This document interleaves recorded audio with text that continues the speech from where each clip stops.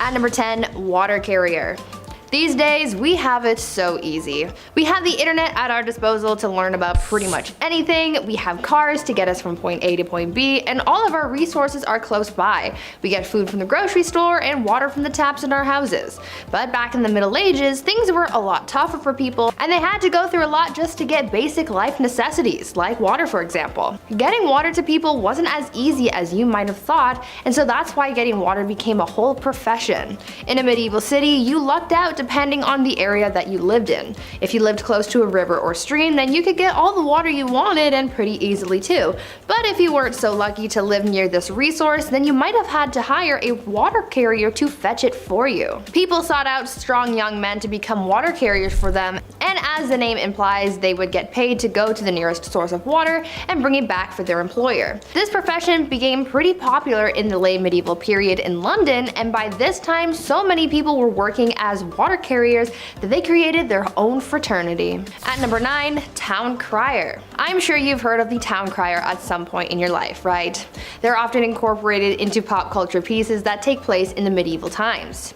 When you think of the town crier, you might also think of the famous hear ye that is associated with the speeches of the town criers. Back in the Middle Ages, the role of the town crier was a very important one, as it was a crucial way for the local authorities to communicate with the residents of their community. The town crier would often make announcements of new laws, royal proclamations, the start of events, and even the punishments of criminals. They were basically the news anchors of the past. Also, as I mentioned, we normally associate the town crier with the phrase hear ye, but the phrase first started off as oye, oye, oye, which later evolved into the phrase that we are more familiar with. Before we carry on talking about these strange jobs from back in the days of old, why not take a moment to leave a like on this video if you're enjoying it so far, and while you're at it, consider subscribing to the channel to see more videos like this one. At number 8, scribe. These days, most people know how to read and write. It's part of our basic education and is one of the first things that we are taught as kids in school. As we progress in society, basic literacy is taught more and more throughout the world, as some people in parts of the world might not have access to this privilege, but back in medieval times, most of the population was illiterate, which made the roles of scribes so crucial. Not everyone had access to the right education, but for those who did and could read and write, they often became scribes. The role of the scribe was as straightforward as the name predicts. Essentially, their job was to write. Scribes were hired to write all kinds of documents ranging from letters to business contracts. One of their hardest jobs though was to copy manuscripts, which was a job that may have taken a scribe several months to complete. Many men and women in monasteries held jobs as scribes, but for common folk in villages, being able to become a scribe was seen as highly valuable as well. At number 7, reeve. These days we have elected officials in our communities who serve as a sort of voice of the people. Back in the Middle Ages, they sort of had someone similar to that, and they were called reeves. The reeve was something of a local administrator, and their job was to oversee the day-to-day running of a manor, as well as to solve disputes between the peasants. The reeve was a peasant too, but they were normally elected by their neighbors or chosen specifically by a lord, and served as a reeve for a 1-year period. This job eventually faded away as the feudal system began to decline, but fun fact, you can still find some reeves in parts of Canada. At number 6, peddler. This next job from the Middle Ages is one that we kind of still have these days, just a little more modern. We're talking about peddlers. You know how there are people who go door to door trying to sell you something, like back in the day when Avon used to do house calls? Well, this was essentially what peddlers did. Their job was to travel from village to village to sell various goods. This was how a lot of people in more remote areas were able to buy certain items. The peddler's job was pretty important for the local economy because it was able to bring business to larger areas than just one local town. It seemed like a good enough job, but socially speaking, peddlers were always looked at with suspicion. Oftentimes, local people would accuse peddlers of being criminals. Now, they easily could have been criminals, but it's really a case-by-case situation. You can't judge someone for just trying to get their coin. At number 5, gong farmer. Now, even though there were simple jobs like being a scribe and carrying water to people, there were also some messy and not so glamorous jobs as well. This next one I'm about to tell you about was definitely one of the worst jobs that you could have. See, there was a time before modern sewers and plumbing were a thing. This was a pretty icky time because rather than waste being disposed of in sewers, they were deposited into a privy or cesspit. Now, these things had to be cleaned out periodically, and guess what? There were people who were hired to do just that. The gong farmer was someone who was hired to maintain the cesspits, and so they would be given a large ladle and they would scoop out the waste and transport it away. Now I can only imagine how horrible that job would have been and how horrendous the smell would have been too. It sounds like an absolute nightmare, so I'm glad it's not a thing anymore. At number 4, galley rower. Now, as bad as it might have been to be a gong farmer in the Middle Ages, there was apparently a job that was much worse that people would do anything to get out of, and that was the galley rower. This was considered to be one of the most grueling jobs from the Middle Ages, and I can see why. These people would be tasked with working on a galley and rowing a ship along with a team of up to 1,000 other people. Apparently, people hated this job so much that they would try and avoid being picked to be a galley rower at all costs. Many people would join the priesthood in order to become exempt from becoming a galley rower. Usually this job would go to the poorest peasants and even slaves, as it became more and more difficult to find people for the job. That was one occupation that everyone agreed was the worst. At number 3, cupbearer. Now this is a job that I wish was still around. Not because it's a great job or anything, but I feel like it could have been cool to have my own personal cupbearer so I could feel like a queen, you know? The job of the cupbearer was pretty self-explanatory. Their whole occupation was to serve the monarch their drinks. Now I know I said I would have wanted a cupbearer so I could feel like a bougie queen, but the cupbearer's job was a little more important than just serving drinks. See, there was always the fear that the reigning monarch could get poisoned because it was a very common act of treason back in the Middle Ages. The cupbearer was the only person tasked with serving drinks to the king or queen because they had to make sure that it wasn't poisoned, even if it meant tasting the drink themselves before serving it, just to make sure that all was well in the cup. A lot of trust had to be put into this cupbearer so they could be quite influential in the courts if all went well. They were risking their lives and safety doing a pretty basic task, but it was for the good of the realm. At number 2, alewife. Speaking of drinks though, let's talk about how the drinks got into the cups and who made them. In medieval England, women were mostly tasked with the practice of brewing ale, and they were aptly named alewives as a result. Alewives were very important not only for business, but also for the good of their families. Brewing was a quote, small scale, low investment, low profit, low skilled industry, but it brought success to a lot of married women as well as a substantial amount of independence, since this would have essentially been their business and their own source of income. These women would always be hard at work brewing because they sold their ale quite quickly. Ale didn't have a very long shelf life, and so they would make and sell their beverages quickly to keep up with demand and to compete effectively with others in the trade. Eventually though, the alewife was extinguished by the 15th century as brewing became more commercialized and people sought to take the independence of women away. And finally, at number 1, alchemist. As you can probably imagine, science wasn't all that advanced back in the Middle Ages. There wasn't really much understanding of how the world worked. Back in these days, there were people who tried to practice science in a way that they knew how before many advancements in the field came out, and these people were called alchemists. These alchemists believed that it was possible to change metals and chemicals. They tried to purify metals to change them into other things, and one of the most common experiments was trying to convert tin into gold or silver. For other alchemists though, their mission was to come up with new medicines to heal people and cure them of their ailments. Alchemists were quite popular until the 17th century as the ideas behind alchemy were replaced by the science of chemistry. I guess you could say that alchemy walked so that chemistry could run. At number 10, groom of the stool. There were a lot of really horrible jobs back in the Middle Ages. I mean, these people literally took any task you could think of and turned it into an actual profession. From fetching water from the nearest stream to handing drinks to people, everyone had some kind of job. But with that said, some jobs were worse than others, and here's one of them.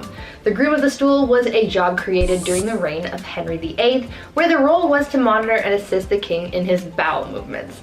They would carry a commode around at all times, waiting for the king to do his business, and they were also tasked with monitoring the king's diet and meal times, and would organize the king's days around his break times. They were also tasked with undressing the king for him to do his business, and it's also been suggested that they would have to, quote, cleanse the royal posterior as well. You know you're well off when you hire someone just to take care of your bodily business. Talk about a crappy job. At number 9, kissing sheets. For thousands of years, one of the biggest threats that people of royal or high status had to worry about was being taken out by their enemies. Monarchs worried about the threat of being poisoned by their enemies, as it was one of the most common methods of offing someone. So they thought of an array of precautions to take in order to prevent being taken out by some kind of spicy death sauce or something. Many monarchs hired tasters to try their food before it was given to the king to make sure it wasn't poisoned, but some monarchs were also afraid of being poisoned through something that they touched. This is why Henry VIII hired someone with a very important job to make sure that his bed wasn't poisoned. The person who was tasked with making the king's bed was also required to kiss every part of his bed every morning. They would kiss the pillows, the sheets, and blankets to prove that someone hadn't smeared poison on it. The king was also concerned with people poisoning his clothes too, as well as his sons, and so they would be tested for poison before they got dressed. Henry VIII was really out here providing employment for just about every weird task you could think of. Before we carry on talking about some of the strangest professions from back in the Middle Ages, why not take a moment to leave a like on this video if you're enjoying it so far, and while you're at it, consider subscribing to the channel to see more videos like this one. At number 8, leech collector. Back in the Middle Ages, things were still quite underdeveloped, like medicine for example. In our last video, I told you guys about alchemists who at the time were pretty much the ones who sought out cures for different ailments. Because science wasn't really known to them back then, they tried using whatever they could find to create cures, and one of the most common things that were used in medicine were leeches. Now, as we've learned by now, anything could become a job in the Middle Ages, and so gathering leeches became a profession. What's even weirder than the fact that finding leeches was someone's job is the method of how they collected those bad boys.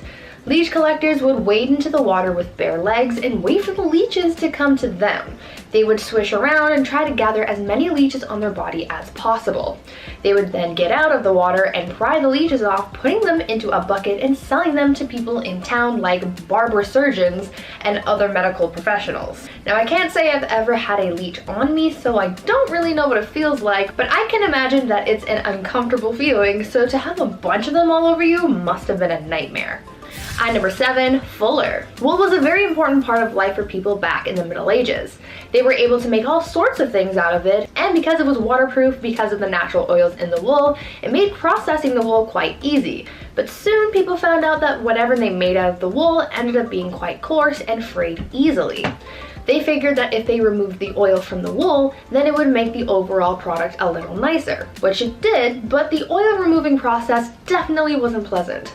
Back then, in order to get the oils off wool, people called fullers would process the wool by pouring stale urine over it and then stomping on it.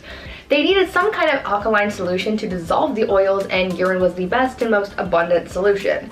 What makes this extra gross though is the fact that when it came to big batches of wool, they would have needed the urine of a bunch of people to get the job done. So that means that the fuller would have been sloshing around in the urine of like half the town. Gross. At number 6, ostiary. In the Middle Ages, religion played a big part in the lives of the people, and there were actually quite a few jobs centered around having something to do with the church. This is true with ostiaries, who worked almost like a secretary for the church. This position was normally held by a man who wanted to move up in the church's hierarchy. He was basically doing a menial task to butt kiss his way to the top. Ostiaries were tasked with being kind of like a church bouncer. They would make sure that unbaptized people didn't come into the church during certain times, and they would also man the doors during baptisms. This profession was based on the Roman habit of having a slave guard the doors of their master's house. At number 5, bear leader. Now here's a really strange job from the Middle Ages, which sounds both terrifying but also kind of cool.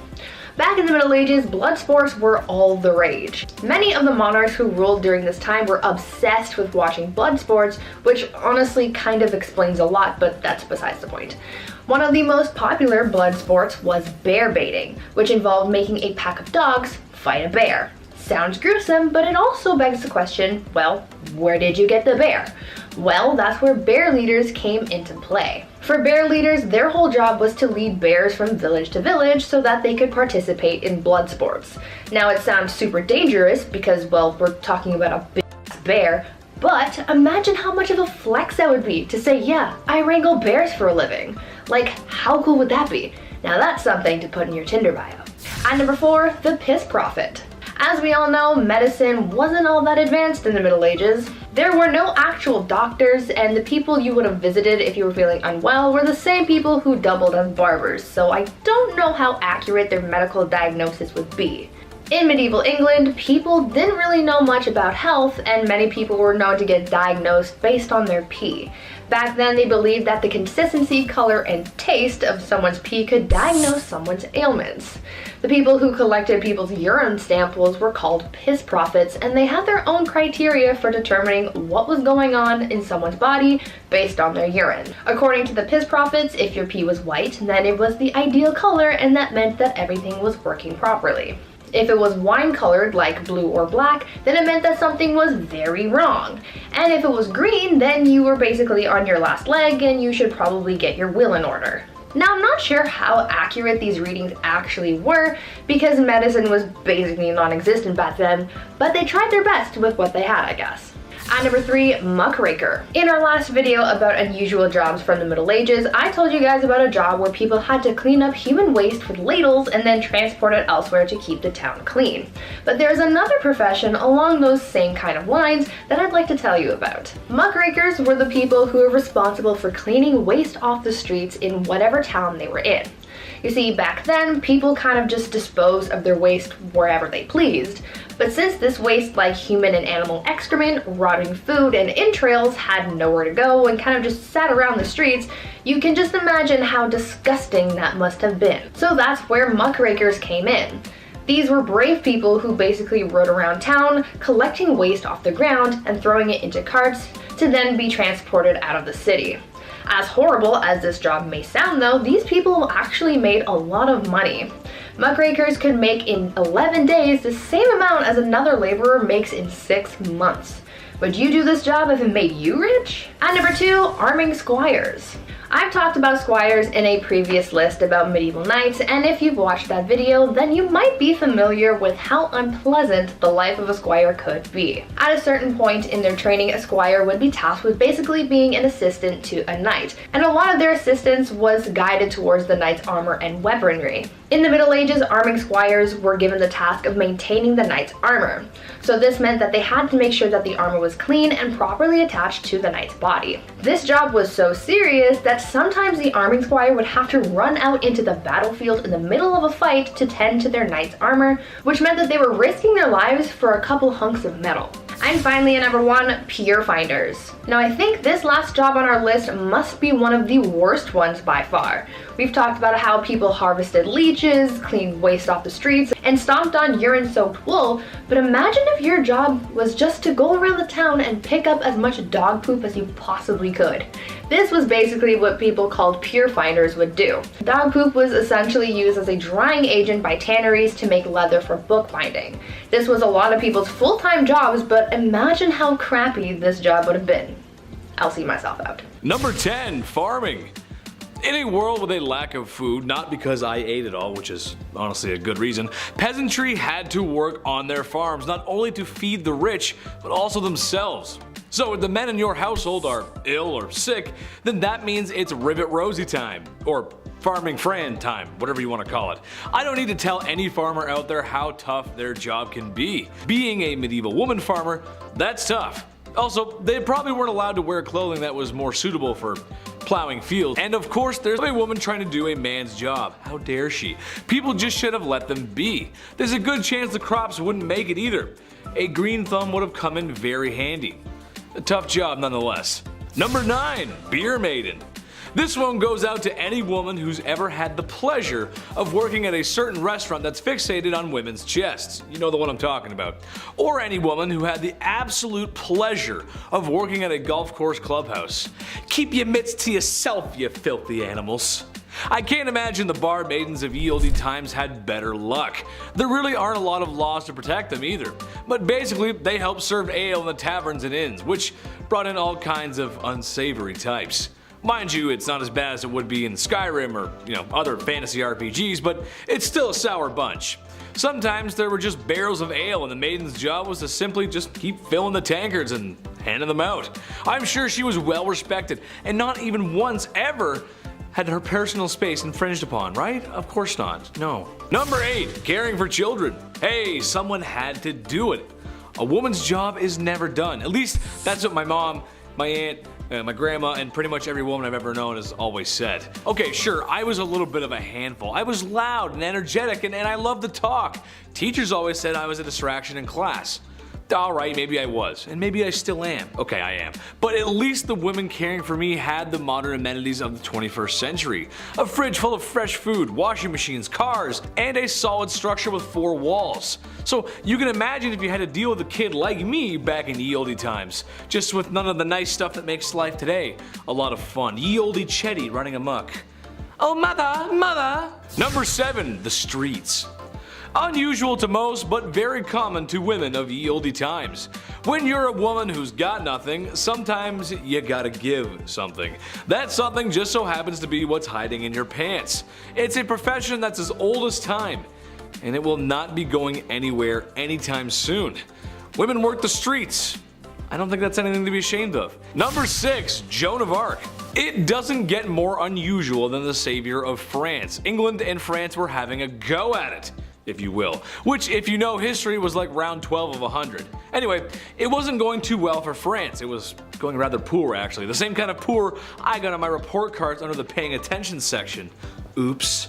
Then there was Joan, really a nobody, when one day she heard the voice from a higher power that she was to drive the English out of France. Naturally, the people around her, especially the men, scoffed at the thought of a young woman being the hero they needed.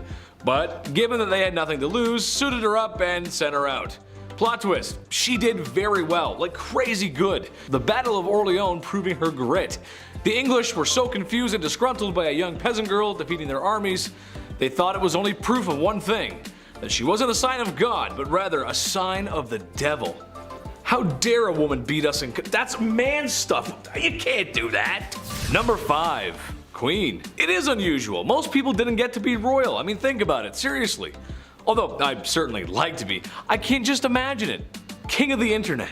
King of the black hoodie. Nice. Or king of the Chinese buffet. My point is that while women in medieval times didn't get the respect that they deserved, and every girl does, queens just had it better, and that's unusual. The queen might not have been as well respected as the king, but compared to the peasantry, she was fed. Had 4 walls around her that didn't leak or wind would, seep through or blow down, and wasn't working herself to the grave every day to provide for a king and queen that didn't think very much about them. That's a really hard life to live. Number 4, cooking. Chief, somebody had to do it. Although, there's something that tells me the food wasn't that good. This isn't exactly Gordon Ramsay's 5-star cuisine. Beans, cabbage, eggs, onions, bread, and of course beer or ale to wash it down. The peasantry just didn't have the same access to food like royalty did. Although with a list like that, it sounds like it's a fast-track way to an upset stomach or some really grody gas, dude. It was women who would often be preparing those delicious dishes.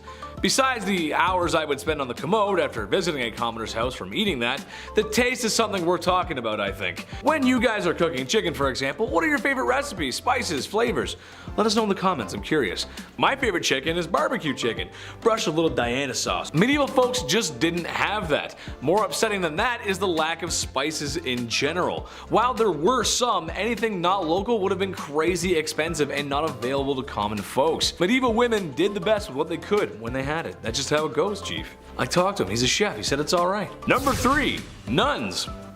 It makes sense, honestly. Becoming a woman of God was honestly a good career choice for a woman. For starters, you become a woman of God, and that means you're protected under his vision. Thank you, Jeebus. And people need that back then, seriously. Secondly, it would also give you a place to live. Some nuns stayed in one town and others traveled where needed, staying in monasteries and convents where it was possible, and probably more comfortable than living in the mud and stone huts that the serf women were living in. And lastly, they got rulers and sticks, and if someone was bad, they would punish them when they misbehave. Oh, sorry sister, I didn't mean to say naughty words in the classroom. I guess you'll have to spank Chetty now, ooh. All jokes aside, this might have been one of the best things for a woman to be, besides royalty or marrying rich. It's just how the times went. Number 2, landowner. I was shocked by this one too, honestly, but yes, women could own land. Sort of. It wasn't a blanket green light, it's a bit more confusing than that. Some could, some couldn't. There was a few rules here and there. They were stupid man patriarch poo-poo rules, but rules nonetheless. In Normandy, for example, only men and their sons could possess land ownership. In the Basque region, both sons and daughters could inherit land. In England, both could, but if there were any surviving men or brothers, then they would be considered first, and not women at all sometimes. So no, it's not as open as today, and you probably would catch some strange looks as a woman rolling up to an empty lot and staking your shovel in the ground. It makes life a lot easier if there aren't so many rules, and I know you guys agree with me at home. The less red tape, the better, right? And be nice to girls, be nice to women. Number 1, artists. This one hits home. I think Chris can agree with me on this one. A lot of male artists, writers, and poets get remembered from history, but there was a few decent female ones too. We gotta give them some spotlight. It sucks that males get all the spotlight. To me, this makes sense. In my experience, a lot of girls I knew growing up had natural talent for arts. I remember growing up in school, and art class was always one of my worst subjects. No, not because I didn't follow directions, but my art never came out the way I wanted it to. I didn't feel the motivation, babe. I couldn't see the motivation. Most of the girls in art class just passed with flying colors. No pun intended. And for writing, well, besides my dyslexia, if you looked at a paper I wrote in the 6th grade versus a girl from my classroom in the 6th grade, what's the difference? Well, you can actually read hers. Mine are terrible. All grade school antics aside, notable artists and writers include Clarica Gouda, that's a cool name, and Hildegard of Bingen. Names you might not know, but for sure are worth a Google search. Number 10, working in general. I know. World War I, 1914 to 1918. If you didn't guess already, this wasn't the age of women, or at least treating them right. Just wasn't. This, however, was the beginning of things changing. The war had a lot to do with that. When men went off to war, women had to fill their shoes in places of work, when in reality, a few years prior to that, a woman working was a ridiculous idea. But what's a gal gonna do when she's got no choice? Knuckle up, buckle down, and do it, do it, do it. It might seem silly today to even mention women going to work, but this is good history. In the beginning of women's suffrage, really the middle of it. Number 9, this one's really cool, I like this one, this one's crazy. The Radium Girls. Yes, the Radium Girls. This is just a crazy story. So, this material called radium was discovered, and its glowing properties were quickly put to work for military application. You'll find a lot of times that military service often boosts technology development. Just how it goes. So when a factory that was producing glow-in-the-dark watches for the war effort needed workers, they looked to women to stand up to the challenge. Day in, day out, these women painted with radium paint. The women were advised to keep the brushes with a fine tip by placing it between their lips. Kind of just a little lick, a little kiss kind of cute. Some women even used it on their nails, and others painted on each other. The novelty of glow-in-the-dark paint quickly wore off, however, when it proved to be very harmful to one's health, especially since the women had been ingesting the harmful paint. In the end, it was radiation sickness. One woman had it so bad her jaw simply fell off. That's not it. I saw the picture, bro. It's just gone. Number 8, the Canary Girls. A very similar story to the previous, but perhaps one you may be unfamiliar with. The Canary Girls sing a familiar tune to that of the Radium Girls, except it wasn't radioactive, but rather just TNT. How could TNT be harmful besides when it blows up, right? That's what I thought. The only trouble I've seen with TNT is when Wile E. Coyote accidentally blows himself up trying to get the Roadrunner. That's where I get all my scientific knowledge from. I'm a scientist, what can you say? Well, besides cartoon antics, TNT was quite harmful due to the chemicals that made it up. So harmful, it would make the women sick. It would turn their skin orange and hair yellow, like a Big Bird yellow. Yeah, that yellow. It even sadly affected children born whose mothers had been exposed to the chemicals. Canary babies, as they were so called. This is why we have work safety rules, and ladies, next time there's a global conflict, check what's in the factory first before they throw you in there. You don't want to catch any of that, that's bad for you. Number 7, ambulance driver. Chauffeurs and drivers were a man's job when cars began to take over the roads. You gotta imagine this is a time when cars are still really new. However, why use a man there when we could use him in the trenches? Many women were trained and drove ambulances from the battlefield staging area back to a safer area where doctors and nurses await your arrival. The pay wasn't great, there was lots of screaming, and a slight chance of getting shelled by German artillery. There's a part of me that always gets nervous while watching footage of this time period. Like the cars just look kind of flimsy, right? And they look like they could fall apart at any minute. And driving through the mud and the blood, top speeds only are going to be around 20 to 30 miles per hour tops. cars get like 40 horsepower at most, which in case you didn't know is very slow. Usain Bolt on his best day runs twice that speed. I don't know, but you ever see that footage and the cars are so like, you know what I mean? Like it looks like they're gonna make it up the hill. It's weird. Number 6, nurse. I know. Yes, lots of ladies were, are, and going to be nurses. That's nothing new. And any nurse out there in the medical profession, thank you for your service. Chetty thanks you. Now, I don't need to tell anyone in the medical profession how busy a hospital floor can be on a bad night. Nurses running around, paging doctors, phones ringing, papers flying, something about a code blue. Hectic, right?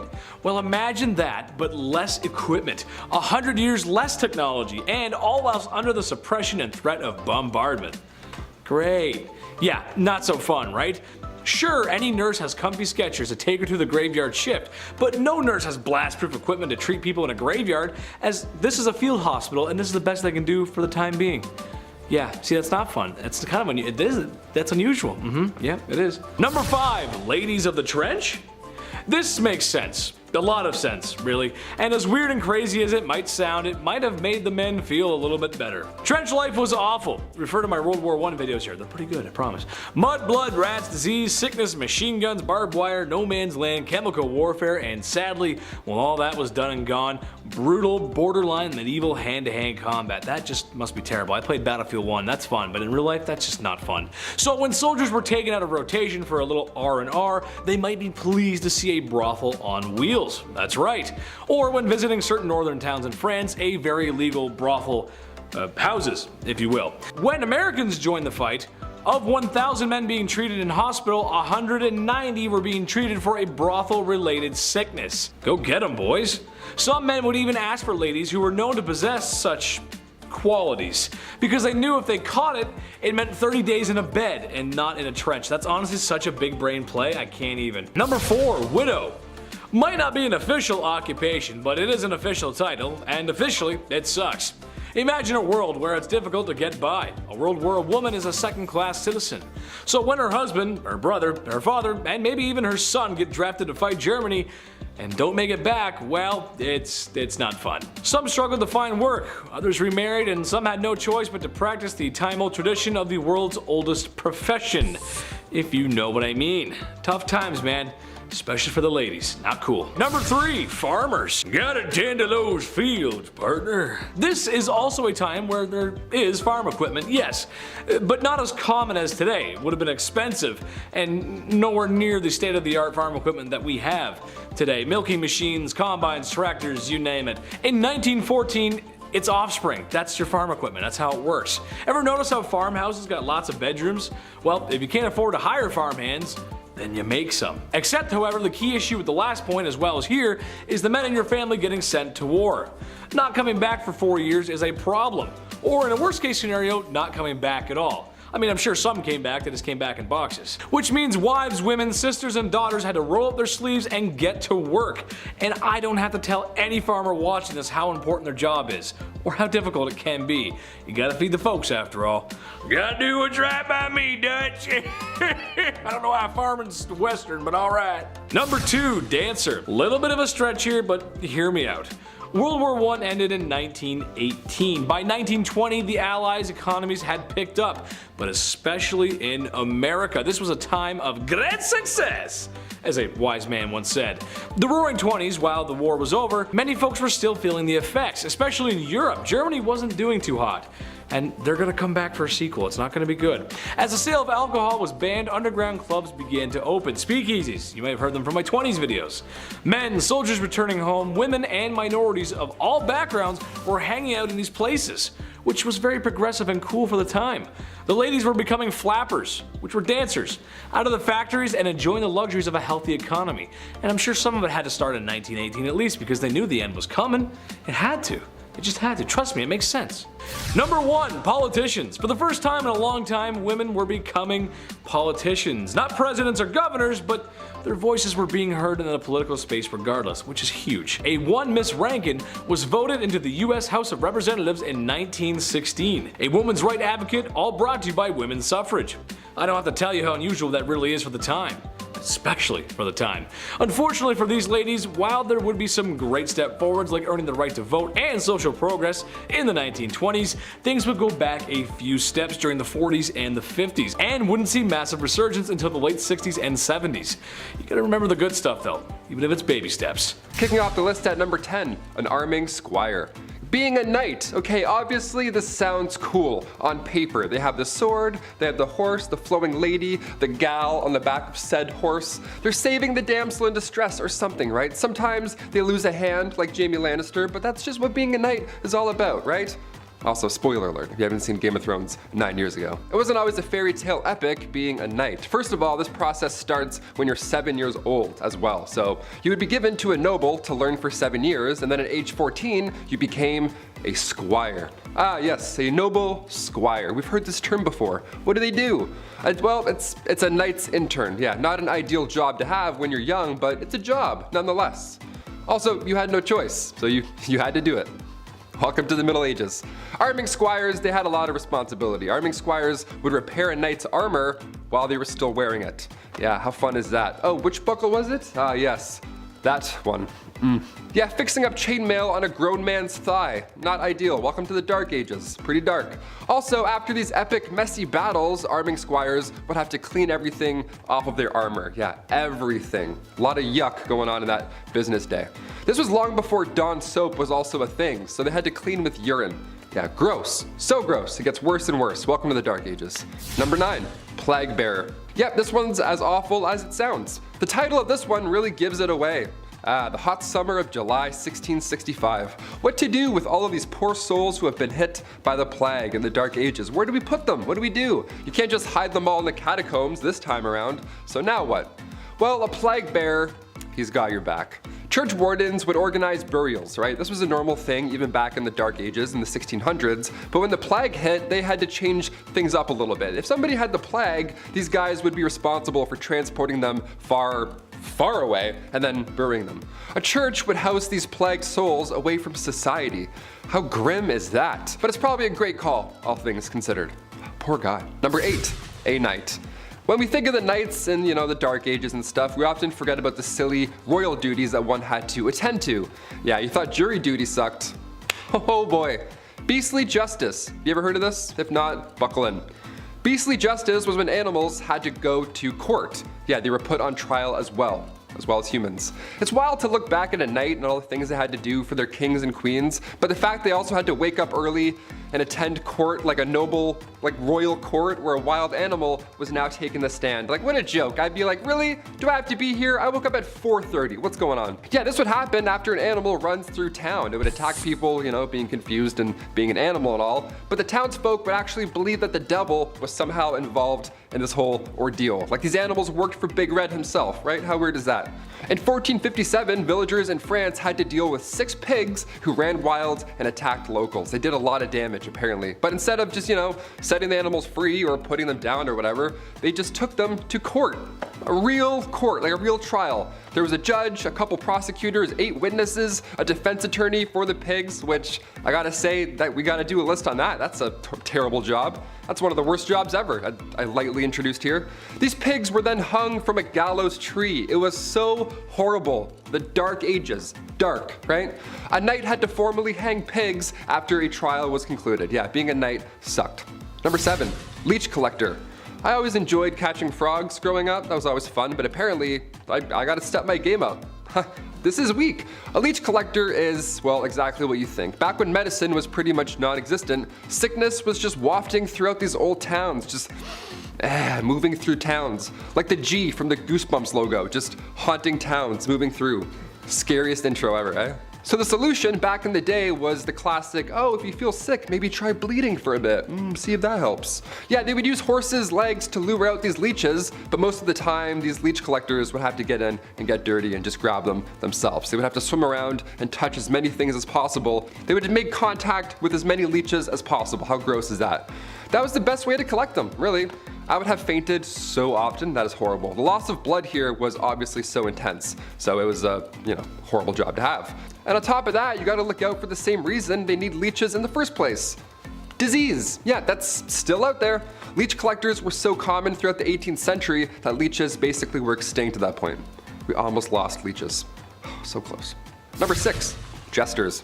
The earliest accounts of the fool go back to the 11th century, so pretty OG. These fools were hired to liven up the party, dance and be silly, wear pajamas. Most of you have an image of a jester in your head, jumping around on tables, telling jokes. That's actually pretty accurate. Yeah, it was pretty fun. It was one of the best jobs to have, obviously. This title of a minstrel, or a fool rather, it was an honor to have. The fool's payment also was no funny business. That was good stuff. Roland Lepetier, he was like a major jester back in the day. This guy got 30 acres of land from King Henry II. Just here you go. Just show up and fart and be funny. Have all this land. That's like a kingdom. You have a kingdom because you're funny and you're silly.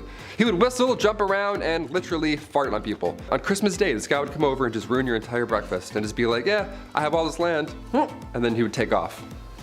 Crazy. You just ruined Christmas, sir. Stop farting on my food and family. Thank you. I would never want to be a jester. They had to also go into battle and spread bad news too. It was fun and silly, but they were also royal. They had to do lousy stuff too. Number 5, groom of the stool. Nowadays, higher ups in the office, they have assistants, to grab your coffee for you. Maybe they answer some phone calls, keep the business running while you're off, doing your businessman stuff. Assistants are vital today. The groom of the stool though, that was a bit much. We have some labor laws put in place now. I don't think we're gonna see any online ads opening for a groom of the stool. We'll see though, fingers crossed. It had good benefits. Back in the Dark Ages, this role was vital and respected. It was created by King Henry VIII, and this role was to assist the king, and specifically assist his bowel movements. You had a box that you carried with you at all times. That's where the magic happened. The dark magic happened in this box. You would literally follow the king around until he needed to go to the washroom, until he needed said box. Porta potties weren't a thing back then, and there's no way you're going to catch that king squatting in the woods. In fact, you wouldn't even catch that king wiping his own behind. That chore was also reserved for the groom o' the stool. Yeah, lucky you, right? In this stool, you would have water, towels, a wash bowl. The whole setup would be in there. You're probably thinking, Taylor, which poor soul had to be stuck with this role? A prisoner? Somebody who lost their sense of smell, hopefully? No, only sons of noblemen could take on this role, and in doing so, they also gain access to every room in the castle, tons of clothes, any bedchamber furnishings, you name it. And of course, a high pay. Always helps. Thank God. That's maybe the worst job in history. Maybe. We're almost there, you'll see. Number 4, divorce lawyers. If you've seen Game of Thrones, you've heard of trial by combat. That was the norm back in the day. You fight for your freedom. That's great. But what about divorce by combat? What in the Mr. and Mrs. Smith is happening? Was this real? I can't believe this. If you and your significant other weren't getting along in the Dark Ages, instead of, dishing out thousands on couples therapy and signing all that paperwork and getting it done with and going your separate ways, no, instead they would battle each other, like combat. It was an organized event too. It had restrictions in place for the husband. It's pretty hilarious to think back on. The husband would have to stand in a hole with one hand tied behind his back, while the wife ran circles around this hole with a sack full of rocks. A sack full of rocks, how intense is that? That's why you don't cheat in the Dark Ages, Lancelot, okay? Just take the barn, take the horse, take it all, I quit. Get me out of this hole, untie me. Number 3, toshers. Toss a coin to your tosher. Here we go. This was one of the worst jobs back in the day, and it wasn't even a legal job. Shh, don't tell. If you know any toshers, keep their secret, Early 19th century London, I know, a little more modern here, but definitely worth a mention. These toshers would spend all their time in sewers below London trying to find coins or valuables that have been just accidentally washed away. Yeah, they would just search for scrap metals, anything really that nobody else wants to go down and claim. Or reclaim, rather. It was worth the plunge as well. A lot of these folks would make around $20,000 a year. Just gotta do this a lot, and you're good. Number 2, dentist, doctor, surgeon, spy. Dentists were not a thing in the Middle Ages, Dr. Downer didn't politely tell you to floss more and then shake your hands while you're watching a show, getting a cleaning. No, it wasn't like that at all. They did have a barber. They had one guy, he did it all, a barber from the Dark Ages. Yeah, this appointment is gonna suck, my friends. Cavity, toothache, maybe you accidentally bit a rock, chipped a molar. They would only pull these teeth, that was the only solution. Barbers were responsible for cutting hair, pulling teeth, bloodletting, the classic 3-in-1 appointment we all have to do every month. Doctors were seen throughout history and they've seen a lot of horrible stuff. Back in the 1500s, patients were walking in with an arrow sticking out of their legs. Yeah, instead of cutting the tip off and pulling the opposite way, the arrow remover would come in and then, cut into the injury, opening it more. That's always great. And then you would hold it open and then you'd pull the entire arrow back out of your leg. Yeah, what a fun job. Or chest. Wherever the arrow went, you had to figure that out. This poor soul. And finally, number 1, the rat catcher. Another Game of Thrones classic. If you're a rat person, I know there's a lot of people who do like rats, like rat tricks, and they have like cool rat friends. That's awesome. I'm not one of those people. I'm not bashing you, but I am bashing this job. This would suck. First of all, rats as a medieval punishment was horrible. Where do I even begin with this one? This was one of the worst punishments for the rats as well. This is a 2-for-1 when it comes to pain. A rat trap involved a man being tied down to something, and then a metal enclosure would be strapped to his abdomen or chest. And then inside this enclosure, they were rats, and they were also like tucked away. And then historically, they would heat the metal enclosure, and the rats would panic and try and get out, and they would chew through the softest part, which in this case was your chest or abdomen. It was horrible. It was an absolute nightmare. But these rats had to come from somewhere, or rather, someone. As the name hints towards, rat catchers are one of the worst jobs you can have in, or rather out of a castle. It's an important role, you know, just like being a fool or a literal walking, talking toilet. There needs to be a chasseur de rats. Back in those times, rats and mice were the leading source of spreading disease, and with these castles being big and dark, there were probably a lot of them hiding. Black rats were a common household problem, so we need to get those out. So in comes the well-respected rat catcher. These guys would sometimes try new spells to get rid of the rats. Wasn't always helpful, wouldn't work. More often than not, didn't work. So poison powders were the next main trick here. Also, the Pied Piper, he was an OG. Historically, he would do a musical number to exterminate your pets. If anything, he should be getting a bonus. Any rat catcher, actually, today or back in the Dark Ages, you deserve a bonus, my friend. You're a brave soul. Number 10, train engine cleaner. Ever wanted to get inside a small hole in the engine of a train and shovel out the coal that was left in there? Ever wanted to go underneath a train where you can't fully stand up in the middle of the night and rake out a dusty ash pan, getting all kinds of ash and stuff in your mouth? Perfect! You can go join up with the railroad as a train engine cleaner. These guys would spend their days shoveling 5 to 6 tons of coal into the furnace of the steam trains, and then spend their nights climbing into said furnace, cleaning it out, and then going out in the middle of the freezing cold, wet night into a trench covered in water and oil and dust, and get right up under that sucker and pull out all the ashes and dust and crap that came out of the engine while it had been running all day. Number 9. Linker boy or linker men. Before the introduction of gas lights on the streets of London, the only gaslighting came in the form of small children who made you believe that you wouldn't be able to walk the streets without them tagging along with a torch to help guide your way. Then they'd expect a tip from you. Little rascals. They weren't so bad. They were generally pretty helpful in getting you from point A to point B while being able to see one foot in front of the other. And their charge was usually just 1 farthing, or the equivalent of a quarter. The linker boy, like a lot of the jobs on this list, was actually featured in a lot of art and literature from the time, and there were even some rather infamous ones, like Lawrence Casey, who was the personal linker boy for the courtesan Betty Careless. Oi! Where you going, mate? You forgot to like and subscribe to the channel. Oh, and while I've got your attention, why not take a little peek over at our Facebook, where you'll find behind the scenes content. Get on with it! Alright, bloody hell. Number 8, knock her up. No, not like that. God. Look, I despise my alarm clock. It wakes me out of my deeply deserved beauty sleep at 6 a.m. every weekday morning. Now take the alarm clock and assign that job to a real person. That person is a knocker-up, a person employed to wake up workers at mills and factories on early shifts, going from house to house using a long pole to knock on bedroom windows. In other words, a person employed to become the epitome of all my hatred in this world. If you had this job, well, you're not alive anymore, but I hate you. The people at the time were somewhat friendlier than they are now, and I'm sure the knocker-upper wasn't a horrible person, but I'm sure there had to be some grumpy gills who would put their hand on your chest for doing this to them. Number 7, a phrenologist. I think if this YouTube thing doesn't work out for me, I'm gonna go and make up a science. It worked for phrenologists. They claimed that a person's personality, character traits, and abilities could all be figured out by bumps and indents on a person's skull. Characteristics like secretiveness, amativeness, conjugality, and combativeness were apparently controlled by areas of the brain that they called organs of the brain. The idea was dismissed by the church, but it nonetheless gained traction through Europe and was really popular in the States. The idea that you could modify these organs through self-control and practice sounded really good to self-help gurus at the time, if only it was real. Number 6, a dog whipper. Looking for someone who absolutely despises dogs and doesn't mind being despised by the rest of us. otherwise known as a dog whipper. Back in the day, huntsmen would often hunt foxes and nail their tails to church doors, which would attract dogs of the streets. You'd also have churchgoers who would bring their dogs with them to church. These dogs were not allowed in though, so they'd all have to wait outside. You know how dogs are though. They didn't just sit there waiting patiently. I'm sure some good boys and girls did, but more often than not they'd be playing and sometimes fighting, disrupting the church services. Enter the dog whipper, who was armed with tongs to grab a dog and remove it from the church grounds, and a whip that would be used on the loudest of the poor pooches. Number 5. A rat catcher. I know this will make a few of you out there squirm in your seats. Rats in Victorian England were a massive problem.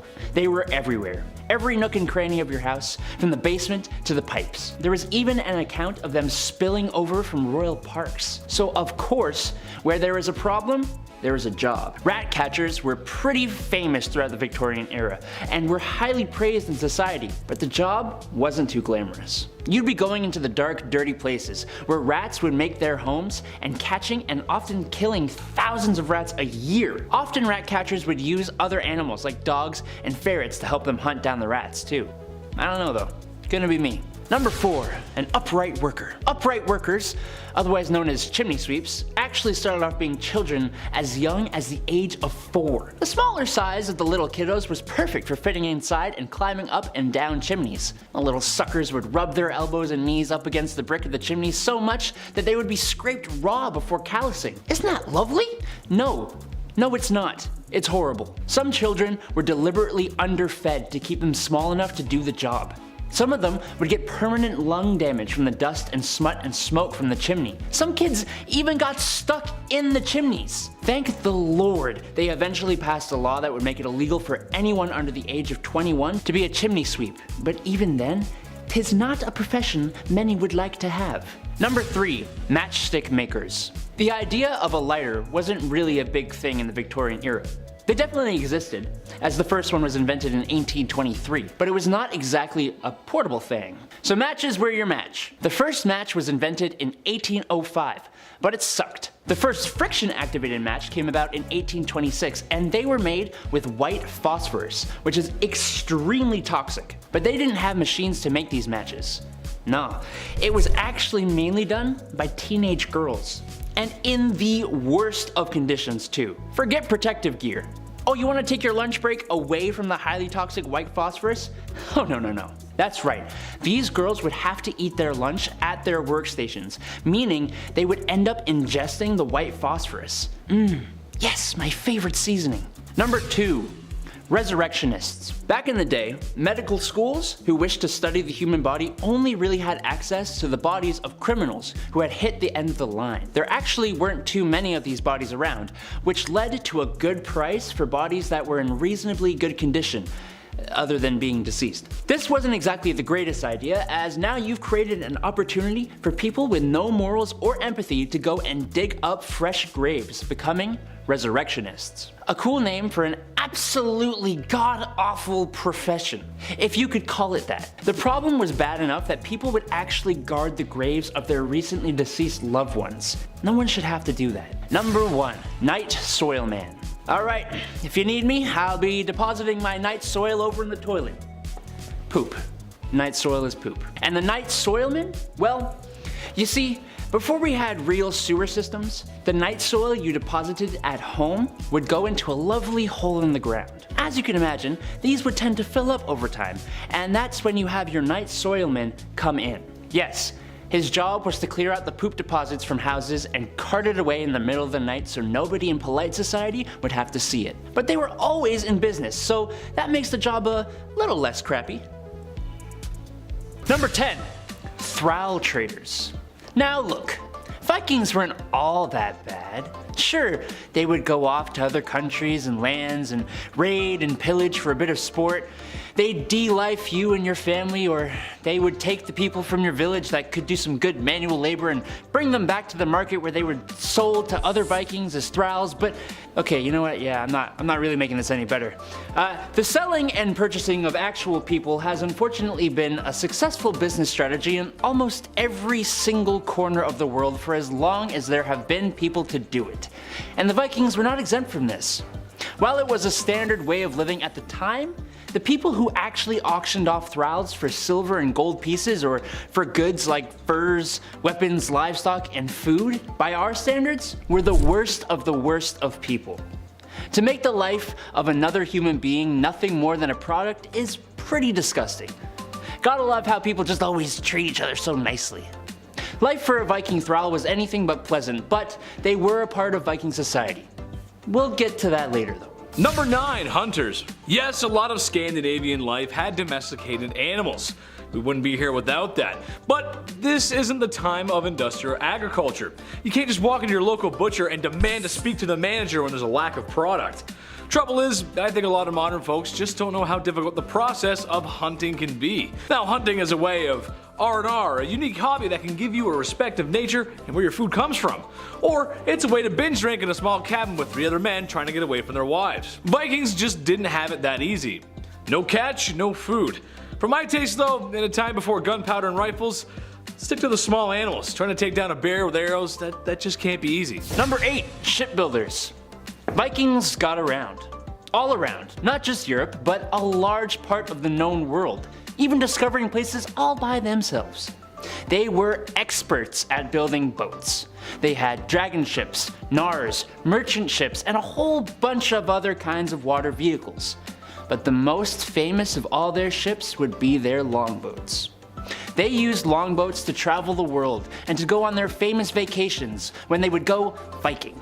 The dudes responsible for building these things are also responsible for the nightmares they gave all the monks and soldiers who lived in England and other European countries, assuming they survived.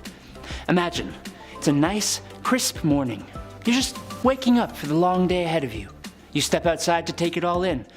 Oh, what's that in the distance? A large, flat-bottomed oak boat with the head of a serpent or a dragon, with 50 to 60 large, hairy, sweaty, angry-looking men who are coming to put you in the ground or kidnap you, take your stuff, and burn your house to the ground?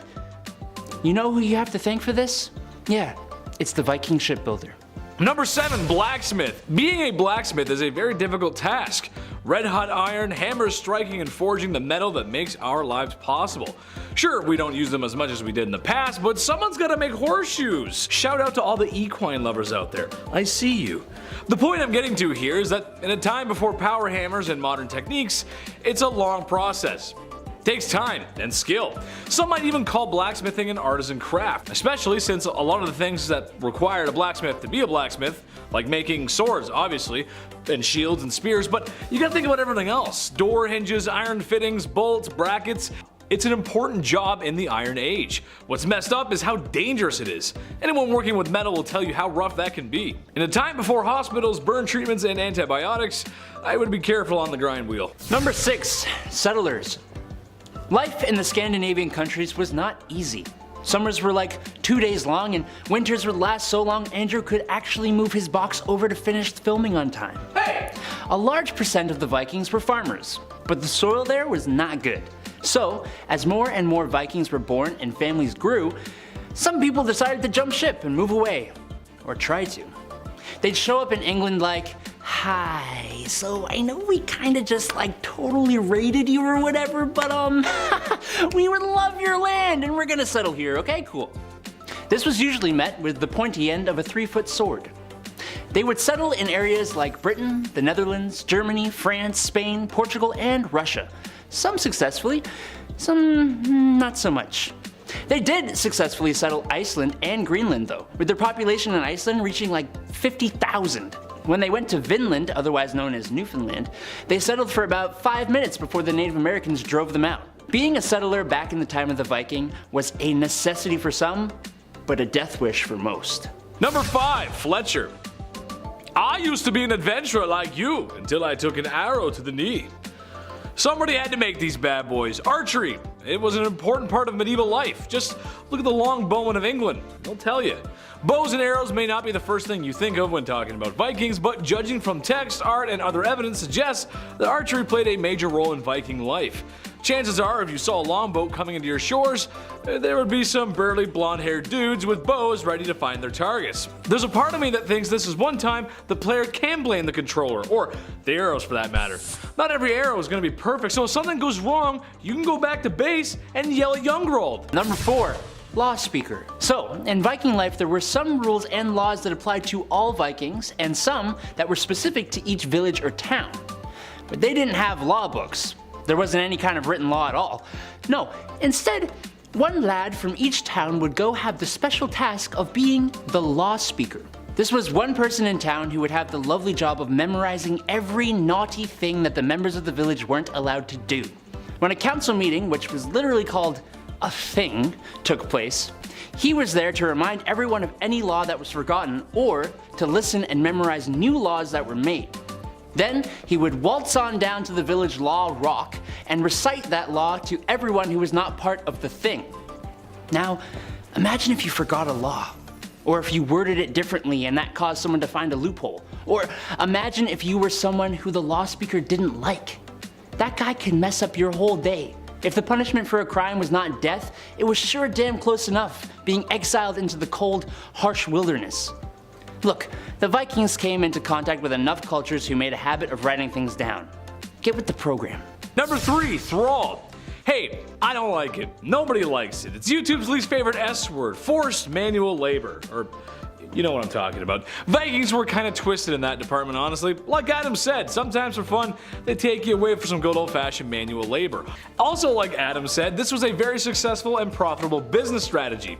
If there weren't laws that made employers pay a minimum wage, well, I'd hate to see a world without those laws, you know what I'm saying? It's a terrible thing to find yourself in. While there were some sort of sick buyback freedom program going on, the thrall system does echo with serfdom in the rest of Europe, which if you look around, isn't around anymore. Probably for good reason. Number 2, traders. Vikings weren't just mindless brutes who would run around plunging their axes and swords into people, getting drunk and wearing little to no clothing. I mean, yes, there was a fair share of that, but they were also very handy, excellent craftsmen and explorers. As they grew, some towns became trading centers, importing and exporting goods from lands far away. Through Russia, Vikings came into contact with Chinese and Persian traders who gave them spices and fine silks and amber. They would barter with things like weapons, furs, walrus ivory, and fish. They managed to get wine from France and Germany. But while these Vikings decided to trade in the danger of robbing for a more diplomatic profession, they still had to travel. And while they may be making hella bank, that doesn't really matter when you and your longboat carrying all your goods ends up at the bottom of the ocean.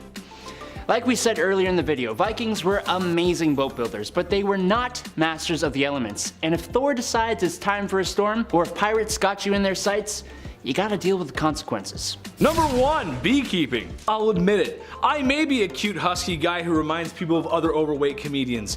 I love Candy and Farley too, and maybe sometimes I fart too much. But as it turns out, I have some fears too. I know, who would have thought? One thing I'm not cool with is flying insects, especially the ones that can hurt you. I don't like those ones. Bees and wasps, ironic, I know, my little honeybees, I know, right? Who would have thought? I've never been stung before and I don't plan on it. With my luck, Adam's a supervillain with thousands of bees at his disposal. Who knows? With all jokes aside, the Vikings had honey, which probably means they had some sort of beekeeping going on. We're not sure, however, how they did it. What I do know, though, is that they had no protection or smoke blowers. Maybe they did. Tell you what, I'll enjoy the honey and let the crazy burly men take care of the harvesting. Kicking off the list at number 10, Plague Body Collector. Immediately into the dark and dirty. Here we go, we're not wasting any time today. Plague body collectors were vital back in the 14th century when bodies were quite literally starting to pile up. Somebody had to go in and somebody had to move them. That's pretty much this entire list. Somebody had to do it. So using an old cart and a dirty rag only, they would have to carry plague-ridden corpses 28 city blocks away. Great job, we love it. They would also cover the bodies in flowers to prevent disease, or so they thought. Yes, this tulip ought to prevent the plague. Number 9, galley rower. My arms are tired just thinking about this job. Here we go, I gotta warm up. Back in the Middle Ages, if you were assigned to work on a galley, well, you better hope you were below deck scrubbing something with someone. Some sort of swashbuckler, something, I don't know, I've seen Pirates of the Caribbean once. If you were a galley rower, you would be tired all day long. Some large vessels had around 1,000 crewmen. This was now a faster and more fierce way than any sail, but you needed a bicep or two, right? Benjamin Arbel, author of A Companion to Venetian History, states that back in the 1400s, a galley rower was one of the most detested obligations among Venice's colonial subjects. Yeah, obviously, they would do anything they could to avoid this position, which would sometimes include becoming a priest. Yeah, rowing a boat or Jesus, what's easier? They're like, Jesus, definitely Jesus. I don't blame them. I would hate that job as well. These noodles right here, these wouldn't do any good for any army. I'll complain about my arms being tired while in a paddle boat. You know what I mean? Think about that one. Number 8, cupbearer. One of the most important roles in the castle, of course, belongs to the cupbearer. I have a Yeti, also quite important. Yeah, these guys don't just sit in the corner and play the cup song on repeat, although that would be amazing. We're like, yes, more of that. This is the first piece of music we've ever had. No, they would serve royalty their drinks. They were responsible for making sure nobody has tampered with any cup. This was a noble spot to have. The king really needs to trust their cupbearer, obviously. The best part of this position was also the most dangerous. See, cupbearers were responsible for tasting the king's beverage each and every time. You know, to make sure there wasn't any poison. That's horrible. It's kind of good though, I don't know. By the time dinner was over, Buddy probably had no idea which way was up. He's like, here you go, it's safe, and then immediately faints. Number 7, resurrectionalist. Yeah, you don't see a lot of these guys around anymore, eh? Wonder why, that's odd. A resurrectionalist is exactly what it sounds like. It's absolutely disgusting, and dare I say a bit of hogwash. These guys were responsible for digging up dead bodies, and then they would sell them to medical schools. All in the name of science. Gross, disgusting science. This was in the late 1820s, and at this time in Edinburgh, Scotland, the medical science community was on the up and up because of these guys. But in order to study new medicines to, avoid the next plague, they needed to get dirty. I'll tell you what they didn't need though. They didn't need William Burke and William Hare. See, these two Irish brothers, they were both resurrectionalists who were running out of patience and money. So they themselves would end up taking people out and then proceed to sell their corpses right after. They did this 17 times. They killed 17 people all in the course of 2 years. Then they sold their corpses to one Dr. Robert Knox. Yeah, it took 17 killings before somebody caught on to the system of theirs. Hare testified against Burke, so Burke got the old gallows treatment and was publicly dissected. His skeleton is actually, hilariously enough, still on display at the Edinburgh Medical College Museum to this day. So if you want to go flip off a skeleton, there you go. Number 6, fullers. Ancient Romans were pretty creative, dare I say. That's what we'll say about that. Recently we did a list on dark medical practices used in history, and in that list we talked briefly about how urine was used by ancient Romans to, whiten their smile. We love that. Fresh breath guaranteed. They also used urine to wash their clothes. They didn't use soap because the amount of ammonia in your pee often did the trick. Again, creative. Lye was also used to clean clothes at this time, but it was pricey, so plan B was to head down to the old laundromat and then hand your dirties over to a fuller. Yeah, these lucky lads would have to stand in a tub filled with chemicals, water, and, well, yes, lots of urine, and then just stomp. Just stomp and scrub for hours. Urine collected from all over town. How lucky is that guy? And of course, most of the time, they would get extremely ill. Obviously, just breathing that in. From one of the many poisons that they're splashing around in, that'd be the worst job. Ugh, this should have been number 1, but it's not. Trust me, it's not. Number 5, ewerer. Ah yes, the ewerer. That's an easy word to say right there. The ewerer. Ewerer. While water carriers were responsible for carrying fresh water supplies throughout town, the ewerer was responsible for nobles and their water supply. Yeah, see, these lucky lads had the misfortune of transporting boiling hot water, for tea, hand washing, a hot bath, you name it, all that nice stuff. Anything you desire that requires boiling hot water from all the way across town, well, the calm ewerer has your back. What a stressful job. Uneven stone roads, good luck not spilling all over yourself. Number 4, a scribe. Scribes would copy text, something that would take months, right? It would be a horrible job. My wrist hurts sometimes filling out my name. I'm like, oh, I haven't done this in years. You ever read the terms and conditions to an iPhone? Imagine life before copy and paste. You had to write that out. It was a process. I mean, first you had to convince somebody to let you, borrow their codex. Yeah, people don't trust me with their phone chargers, let alone their codex. Okay. You take that for months at a time, of course at a high cost, a lot of trust there, because many didn't know how to write, and to be fair, if I magically got transported back to the Middle Ages, they wouldn't be able to read my chicken scratch at all. Also ink? Good luck, no way. I cannot do it. I'm barely figuring out pens today. If you dabbled in calligraphy, this was the job for you, but again, it wasn't an easy job. Imagine trying to write out the speech of a drunken king. You're like, did he say wither or thither? This guy's asleep. Number 3, lector. Long before Spotify or even before the miracle worker herself, that is LimeWire, may she rest in peace. couldn't have grown up without her. Factory workers needed entertainment to distract themselves from the repetitive, horrible tasks all day long. I mean, we're talking about a time where women were making arsenic dresses for a living. This was long before the labor board ever existed, right? It was all bad. It's 1929, workers are treated like complete trash, so they decide to liven up the workday by bringing in a lector. A lector would read the news or literature out loud to workers all day long. Every single day. Out loud. With bad breath. It sounds like a nice gesture on paper, but in reality, factory workers were then forced to pitch in portions of their own pay in order to fund these guys. Yeah, they would have to make less money to hear Schmo Rogan talk about politics all day. That's horrible. Not everybody was on board here, so naturally thousands of workers ended up going on strike because, this guy wouldn't shut up. I mean, some cases, sure, entertain away, but if you need to focus all day long, maybe you're using small parts, maybe you're repairing a watch or two, it's kind of hard to get your job done when dude's in the corner trying to figure out commas, you know what I mean? He's like, and I'll huff, and I'll puff, and what's this word? You're like, guy, I'm trying to make an arsenic watch. Please shut up. Number 2, watching paint dry. Before we get to our big bad number 1, I have to include this modern curveball. I can't believe this is a real job. This is hilarious. There's a man in his late 30s right now named Dr. Thomas Kerwin. Sorry, he's not a man. He's a doctor. A doctor who makes a living by watching paint dry. Yes, this man currently works for Dulux Paint, and he studies paint under a microscope and also as it paints on a wall. He has to time it. This makes sense. When fast drying paint is a main selling point, somebody, again, needs to do this job. Somebody's got to figure that out, right? And that somebody here is Dr. Thomas Kerwin. What a champ. That's amazing. When asked about his profession on catersnews.com, Dr. Thomas replied, "People think I stare at walls, constantly checking my watch, i.e. me, to time how long it takes. If that was the case, I would be bored out of my mind. Fortunately, when you look under a microscope, it brings everything to life. A liter of paint consists of 1,000,000 billion particles. So there's plenty to see before the paint even hits the wall." 1,000,000 billion, that sounds like it's made up. Yeah, there's 1,000,000 billion particles in this paint. $26.99 a can. Here you go. Look at this green. We actually painted this. Dulux green. It was great. You wouldn't even guess. Number 1, groom of the stool. Nowadays, higher ups in the office, they have assistants grab your coffee for you. Maybe they answer some phone calls, keep the business running while you're off golfing, doing stuff that matters. Assistants are vital. The groom of the stool, though, that's a bit much. That was a bit too close for me, I think.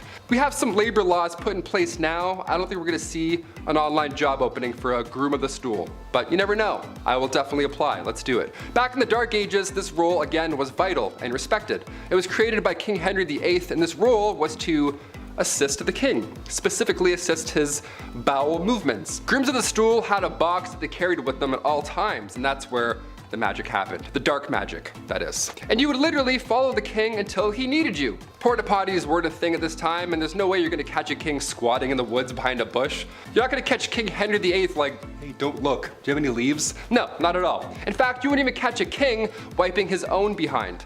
That chore was also reserved for said groom of the stool. Yeah, lucky you, right? Yuck.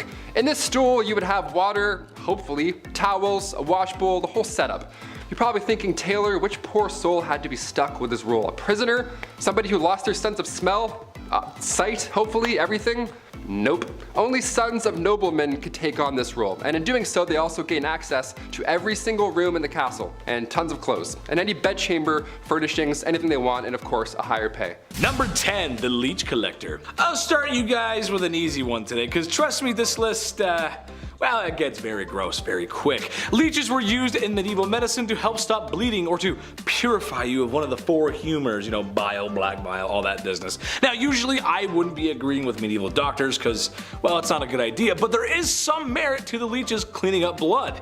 It's still done today, mind you, in a much more controlled situation with antibiotics on standby, etc. In the oldie times, someone had to go get them though. Someone had to roll up their sleeves or, well, actually keep them rolled down and walk into the swamp or whatever murky water there was and pick up the slimy bloodsuckers. It can be worse, as I'll prove in this list, but it's still not a great, it's not fun. I wouldn't want to do that. Picking up leeches and then you go home and like, gee, I feel really tired today. And you look at your leg and you're covered in leeches, it wouldn't be good. It wouldn't be great. Number 9, groom of the stool. We've talked about this job before in Bumblebee, but Taylor and I think it's very funny because Well, yeah, it is. It's pretty funny. Basically, it's like having a bathroom attendant. Sometimes if I eat too many Slim Jims, candy, beer, and Taco Bell, I get an upset tummy, which means I'll be on the toilet hunched over, wishing to God I didn't have extra hot sauce on my tacos. Well, imagine if there was someone there to help you, someone to just talk you through it along the way, perhaps offer a conversation, a breath mint, and more importantly, aid you in cleansing the royal bottom. Ooh, yes. That's right, back in ye olde England, there was someone who aided the king in his bathroom duties. Funny enough, it was actually a well-respected position. Just, you know, keep some hand sanitizer nearby so you can just clean up after. I wouldn't want to do that. Number 8, the vomit collector. Here we go, folks. Romans, opulent partiers and conquerors of the ancient world. Can you just imagine what one of those parties was like? Oh, I'd love to go. If someone has a time machine, let me know. Call me. Well, supposedly, as the legend goes, the Romans were so opulent, so greedy, that they would vomit to make room for more food and treats at the most greedy of feasts. Well, this wasn't exactly a modern age, so the vomit wasn't going into a toilet or a modern plumbing system. Sometimes just on the floor. So someone had to come over and clean up all that refuse. Yes, that's right, the vomit collectors. Their job was to clean up after all the wealthy people emptying their stomach contents just so they could fill it back up a little more. Or a lot more, because it's a buffet and a feast. Gross. Number 7, Fuller. Fuller? How could this be bad, I thought to myself. What's a fuller? Well, folks, in a nutshell, it's someone who treats sheepskins, animal hides, tanning. It was very important in the past. We used animals for a lot of products back then. It's just kind of how we lived. With that being said, the process of which is not very desirable. Sheepskin is actually quite difficult to process without the use of chemicals. Well, and the only readily available chemicals at the time were urine. Oh boy, I want to puke thinking about it. The skins were soaked in urine and then processed. The urine was often collected from multiple people, and oftentimes the fuller would go door to door saying, "Right then, have you got any weed for me?" That's wrong. Yeah, I'll be right back. I got a pot full. Give me a second. Are you having a good important? Are you having a good day today? Right, it's a good day, man. See you later. Thanks for the weed. That's just so, gross. Number 6, match girls. Women in the workforce. Tough, dedicated, and in the numbers. Truth be told, I don't know where we'd be if it wasn't for the Rivet Rosie generation, especially during the World War era. I really don't know where we'd be. Couldn't do it without you. Well, let's take the match girls, for instance, who work day and night to make the very new and effective phosphorus match. Ooh, one strike all, baby, love it. Their job was to take little itty bitty pieces of wood and dip them into a phosphorus solution. Bada bing, bada boom, you got yourself a match. That's how it goes. What's gross is that after years of working there and inhaling the vapors from the chemical soup they were working on, well, it had some pretty nasty side effects. It would cause cheeks to have a strange glow about them, and most commonly gums to bleed and have an awful smell pouring out of your mouth. That's not good. The only cure was to have an infected jawbone removed. Oh, that does not sound good. I don't like that. That's not good. Number 5, the mudlark. This is the scavenger of scavengers. The Victorian era was a very interesting time, and it was very tough to be a poor citizen. It's tough to be poor anytime, but especially back then. That's why mudlarks existed, not your average day-to-day paycheck. The mudlarks would comb the streets, riverbanks, canals for, well, anything of value. Which back then was a lot of stuff. I mean, there were doctors constantly looking for subjects to run tests on, like a science fair gone wrong. The mudlarks would often walk and walk some more in hopes of finding anything, sometimes even barefoot because, well, yeah, they were poor too, and in need of a little help themselves. This meant that they were often knee-deep in occupational hazards like sewage, freezing water, rats, bodies, bones, and anything else that you can imagine nobody wanted. Yeah, not good. Number 4, a sewer technician. It's a dirty job, but somebody's gotta do it. Today, modern sewers are tunnels and intertwining, well, tunnels that lead our least desirable filth to their final destination, whether that be the ocean or hopefully a purification plant. There's one near me. Sometimes, however, especially in older cities that haven't been equipped with the proper upgrades, these sewer lines can get clogged or jammed. Happens more than you think, actually. And when that happens, you don't call the Ghostbusters. Venkman's not going to help you here. You call the sewer technicians. Their job is simple: maintain the sewers and unclog the holiness that awaits them below. Imagine a whole city's worth of filth that gets flushed down the porcelain throne. And seriously guys, stop flushing wipes down the toilet, they're not flushable. Don't do it, it's bad. But yeah, they go and unclog it and then everything's good, and I hope they have a nice hot shower waiting for them, because boy, they need it. That's not good, they need it. Number 3, hoarder cleaner. It's a tough situation and it's a really tough job. Hoarding disorder affects thousands worldwide. It's a mental disorder that causes severe distress, anxiety, and fear when the thought of even parting with a mundane item, eventually causing an unhealthy literal pile of stuff in the home that affects the person's mental and physical health. It's a bad situation. If you've ever seen that show on TLC, you know how gross it can get. Seriously, it's bad. Animal corpses, human refuse, and a collection of McDonald's toys that you forgot about. Everyone's got some of those. Well, when these places need cleaning out, someone has got to come over and do it. Gloves, respirators, hazmat suits, they got it all to get yelled at for trying to throw out piles of garbage, which the person can't help, but it's just like I said, it's a bad situation, man. Tough job. You're cleaning up poo-poo and you get yelled at for cleaning up poo-poo. It's not a good time. Number 2, the rat catcher. The Industrial Revolution literally changed the fabric of society. Now there's lots of factories where people would clock in and clock out for a steady wage, whilst enjoying their position in the workforce, producing goods and products at an unknown level. Previously known, that makes sense, sure. But this also meant that cities got bigger, streets got more crowded, and that meant lots of rats living and loving it in that filth. That's why there were rat catchers, because there were so many rats. It was more than a problem, it was honestly an epidemic. The catcher would rub oil and thyme on himself to try and catch the rats with their bare hands, where then they would then be released elsewhere, but that kind of doesn't really... You gotta not do, because they'll come back. It's not a good solution. Number 1, the crime scene cleaner. I don't think I could ever do this. This is bad. It's all fun in primetime television when the cool detective takes off his sunglasses and makes a very low-hanging fruit pun about the crime scene he's standing in, followed by some super level DNA lab work and someone hacking a mainframe. Oh, it's all great. What great television. But someone has to clean that up in the real world. After all, if there wasn't someone to clean up those crime scenes, motels across America wouldn't have any rooms to rent out. But yes, there are people that do clean them, and yes, it's gross, and yes, I'll pass out if I talk about blood, so no more thanks.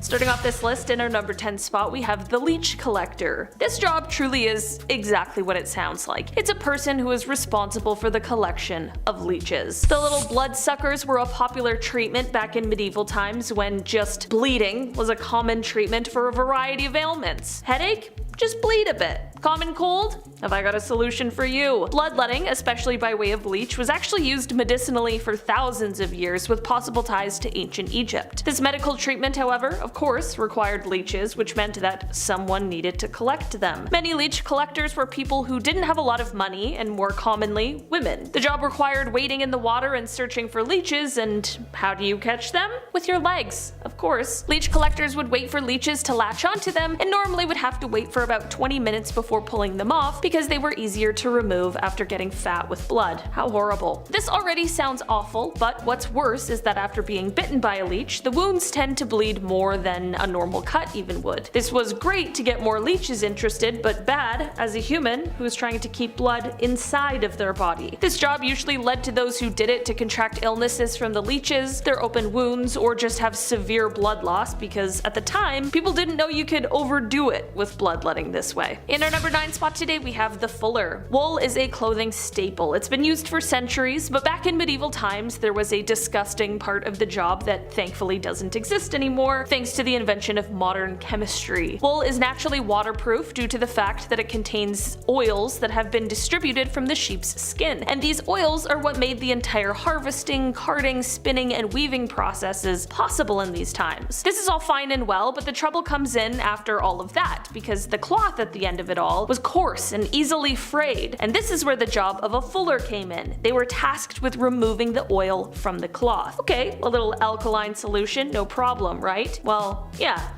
Except for in these times, the most accessible and cheap alkaline solution was stale urine. Yep, just a bunch of old pee.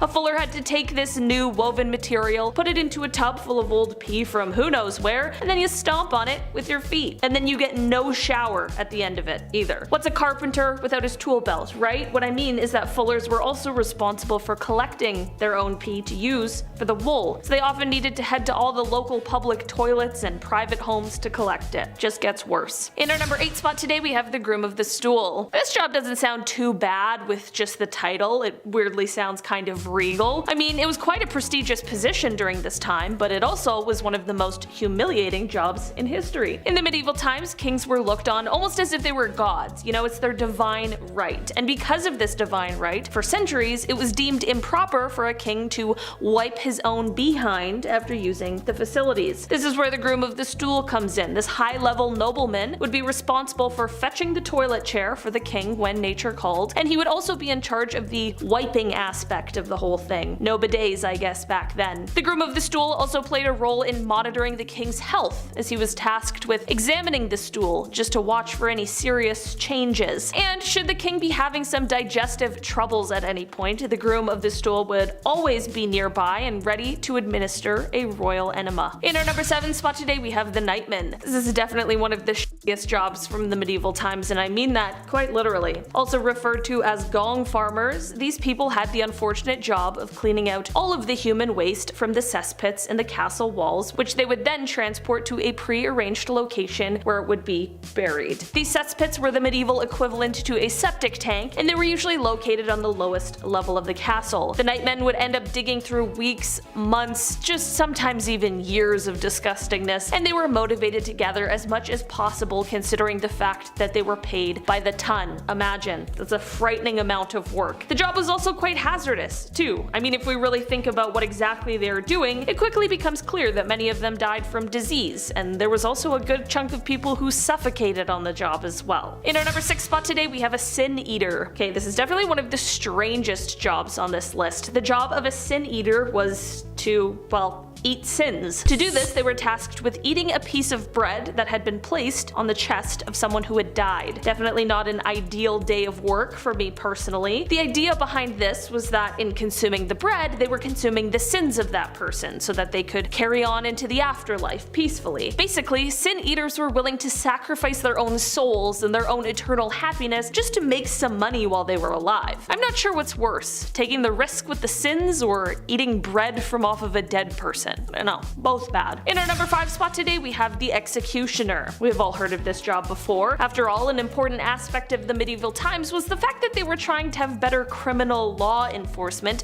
which naturally meant that a ton of people were getting executed for their crimes. While there is of course now the stereotype of people who did this work as being these huge, hooded, evil people, history shows that this stereotype is largely untrue. Most of the people who fell into this job didn't come into it because they wanted to. In fact, most people of course saw this job as being undesirable, but the job usually was bestowed upon them. Sometimes butchers were called for the job because of relevant experience, other times it was criminals who could either do the job or face their own death sentence, and most commonly, people found themselves in the job because their fathers had been executioners before them. Aside from the nitty-gritty of the job, I mean the horrors of the work itself, it's obvious, another part of being an executioner that sucked was the fact that people didn't really want to associate with you. Executioners were usually on the fringes of society and outcast, sometimes even forced to actually live on the edge of town. In our number 4 spot today, we have catgut. Back in the medieval times, they didn't have the technology we have now, or even the technology that was available in the 17th century when it came to making strings for instruments such as the violin, but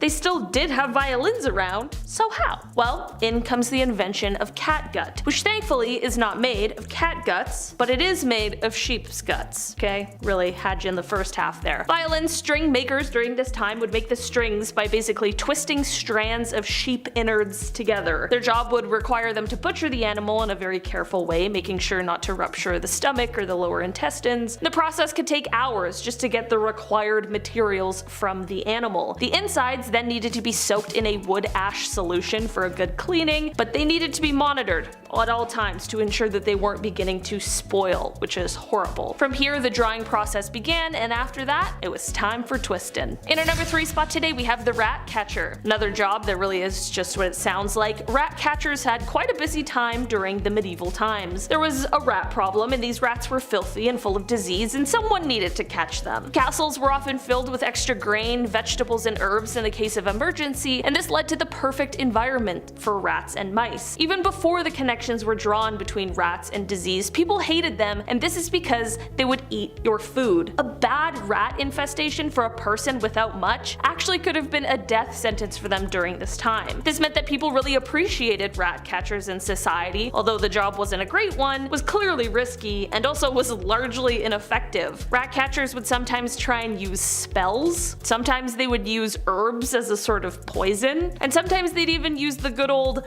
leave the body as a warning to the other rats trick. Yeah, wonder why it didn't work. In our number 2 spot today, we have the treadmill operator. This is a job that sucked during the medieval times because it was boring, it's basically like a human hamster wheel, but also because it was incredibly dangerous and not for those who were afraid of heights. Treadmill operators would normally be placed at the highest point of a structure, and the wheel they were stepping on was the top half of like a pulley system to help things be hoisted up as they were building said, structure that they're at the top of. This is a practice that started in ancient Rome and was reintroduced in the Middle Ages. This was actually a job that was commonly given to people who were blind because the fear of heights dissuaded a lot of people from doing this job, which only makes it probably more dangerous. In our number 1 spot today, we have the lime burner. Lime mortar has been a common and important building material for years, stemming back to the 1st century BC, but despite its importance, it's not exactly easy to work with. In order to use it, you need to remove the carbon monoxide from the calcium-rich stone, and this was the job of a lime burner. They needed to take the stone and heat it in a kiln at around 800 degrees Celsius. Sounds easy enough for sure, except for the fact that the job meant that you were constantly being exposed to rooms full of carbon monoxide and dust chalk that was capable of removing your ability to breathe. And also, just to top it all off, there's also a high risk that once the stone was done heating, it might also explode if it comes into contact with water. So better hope none of your sweat drips down onto it or else things are not good. Number 10 on the countdown is the cat's meat man or woman. We all know that the Egyptians worship cats, as many cultures do. But did you know that the cat overpopulation in the 1800s London area created a job called cat meat sellers? Always one of the most popular street sellers of the 1800s. If you think they sold cat meat, you're entirely wrong. Don't worry. These vendors were actually selling meat to cats themselves. Primarily horse, it was said that 26,000 horses that were maimed or past their workability were slaughtered a year for London's reportedly 300,000 street cats that were existing in the 1860s. When the cat's meat seller appeared, feline owners were encouraged by their cat's mewing to bestow upon their favorite pet a delectable treat for a mere half penny. You may be wondering how this could be one of the worst jobs to have. Well, pushing around a hot stinking cart of horse meat has its cons, such as disease and rot. Depending on where you sold, you could be making a fortune or you could be barely scraping by. The hungry and homeless would often follow, harass, and sometimes burglarize cat meat sellers for meat or money. Also, their stalking behavior did scare off clientele or drew more complaints from the commoners. Personally, I couldn't think of something cuter than a little trolley going around town delivering food to kittens. Prepare to go downhill, however, because this next job is a lot less lighthearted than cat meat delivery. At number 9 in our countdown is the resurrectionists. Money was tight for many, as I had mentioned, but how low are you willing to go as a person to get what you need? Well, if you're willing to dig up somebody's grandma, it could put hundreds in your coin purse. In the early 19th century, the only cadavers available to medical schools and anatomists were that of executed criminals. It was also mandatory for medical students to do an autopsy to graduate, and they had to source their own body. This demand for bodies was often unmet, resulting in medical schools and their students offering extreme amounts of money for the delivery of a fresh body. Thus, resurrectionists are born. Sneaking into cemeteries at night, they would prowl around for a fresh grave site and then dig up the recently deceased. However, bodies could only be sold if they were within a certain time period of freshness, and as grave robbing became more common, many family members of the recently deceased would take turns standing guard for nights in a row to ensure that the body lay undisturbed until it was considered unsalvageable for cash. In 1832, the Anatomy Act was imposed due to the actions of William Burke and William Hare, who are believed to have murdered 16 people between 1827 and 1828, just 1 year, all to sell to the University of Edinburgh. This act did give doctors and anatomists greater access to cadavers and allowed people to leave their bodies to medical science, overall helping end the resurrectionists era. While sourcing the dead may make for a fat paycheck, I think this is a profession nobody should attempt to resurrect. Speaking of the dead, have you ever considered eating off their lap? Okay, well, not quite literally off their lap, but number 8 on the countdown is sin eaters. Sin eating is a job that really only affects you if you have a discomfort with death or religious/spiritual. It was believed that when someone religious was to die after a life led of sins, such as gluttony, lust, pride, or crimes and cruelty towards others, their family would sometimes feel that the only way to guarantee their loved ones access to heaven is through someone living taking on the weight of their sins. While the act is against the church's wishes, sin eaters go back as far as the 17th century. Depending on the family or the deceased, the meal served may be specific, but traditionally it was just a piece of bread. Placed on the chest of the laid out body, it was believed to supposedly suck up the sins of the dead, clearing them for a passage to heaven. Once the sins had been captured in the bread, the sin eater would sit on a stool facing the door and eat the bread before washing the bread down with a bowl of ale. Because he was a man who would willingly take on the sins of other people, he was often solitary in the community. However, sin eaters fetched a pretty fair price for the act. I mean, if it is true that you're taking on someone else's bad karma, you'd at least want to be compensated for that, right? Sin eating remained popular in England and Wales all the way to the turn of the 20th century, when England's last sin eater, Richard Munslow, died in Rattling Hope in 1906. Like sin eaters, our next job was one of public scrutiny and rejection. Number 7 is mudlarking. Victorian mudlarks are the original foragers of the foreshore. They would be scavenging for anything on exposed riverbed which they could sell in order to survive. This was the last ditch resort. People would hike up trousers and wade their feet around in sludge, feeling with toes as well as fingers for items that may be lost or discarded in the mud. All ages participated in this activity. However, it was usually those who were the most affected by poverty that were taking part. As a result, those seen mudlarking were considered shameful and the lowest of society. River Thames was the most famous for mudlarking in the Victorian era, as it was a renowned dumping ground that saw endless amounts of product travel through it. It was also a highly impoverished area, which made the desperation to make money all the more grand, filling their water banks with the poor. Mudlarking actually isn't out of practice nowadays, but it has changed significantly. Nowadays it can be a fun group or solo activity that on occasion does require a permit. You can join mudlarking groups or do tours while traveling. It seems that sifting through garbage was an unfortunate trend in the Victorian era, as toshers make number 6 in our countdown. Toshers, a fun word to say, the job, not so much. Unlike mudlarking, which was in the riverbeds, these workers went underground for their winnings. The Victorian era saw the development of sewer systems, and the poor saw opportunity in them. Toshers descended into the sewers to sift through raw sewage and find any valuable that may have fallen down the drains. It was extremely dangerous work, as noxious gas fumes formed deadly airless pockets, and since sewers were newer, the tunnels frequently crumbled from inefficient building. There were swarms of rats that had little fear of humans, and at any moment the sluices might just open for a fresh wave of filthy water and feces to come crashing through. After 1840, it did become illegal to enter the sewers without permission. Rather than abandon the trade, toshers began working late at night or early in the morning to avoid detection. It may have been a stinky job, but it was also one of the most profitable on our list today. I guess you'd go nose blind after a little bit.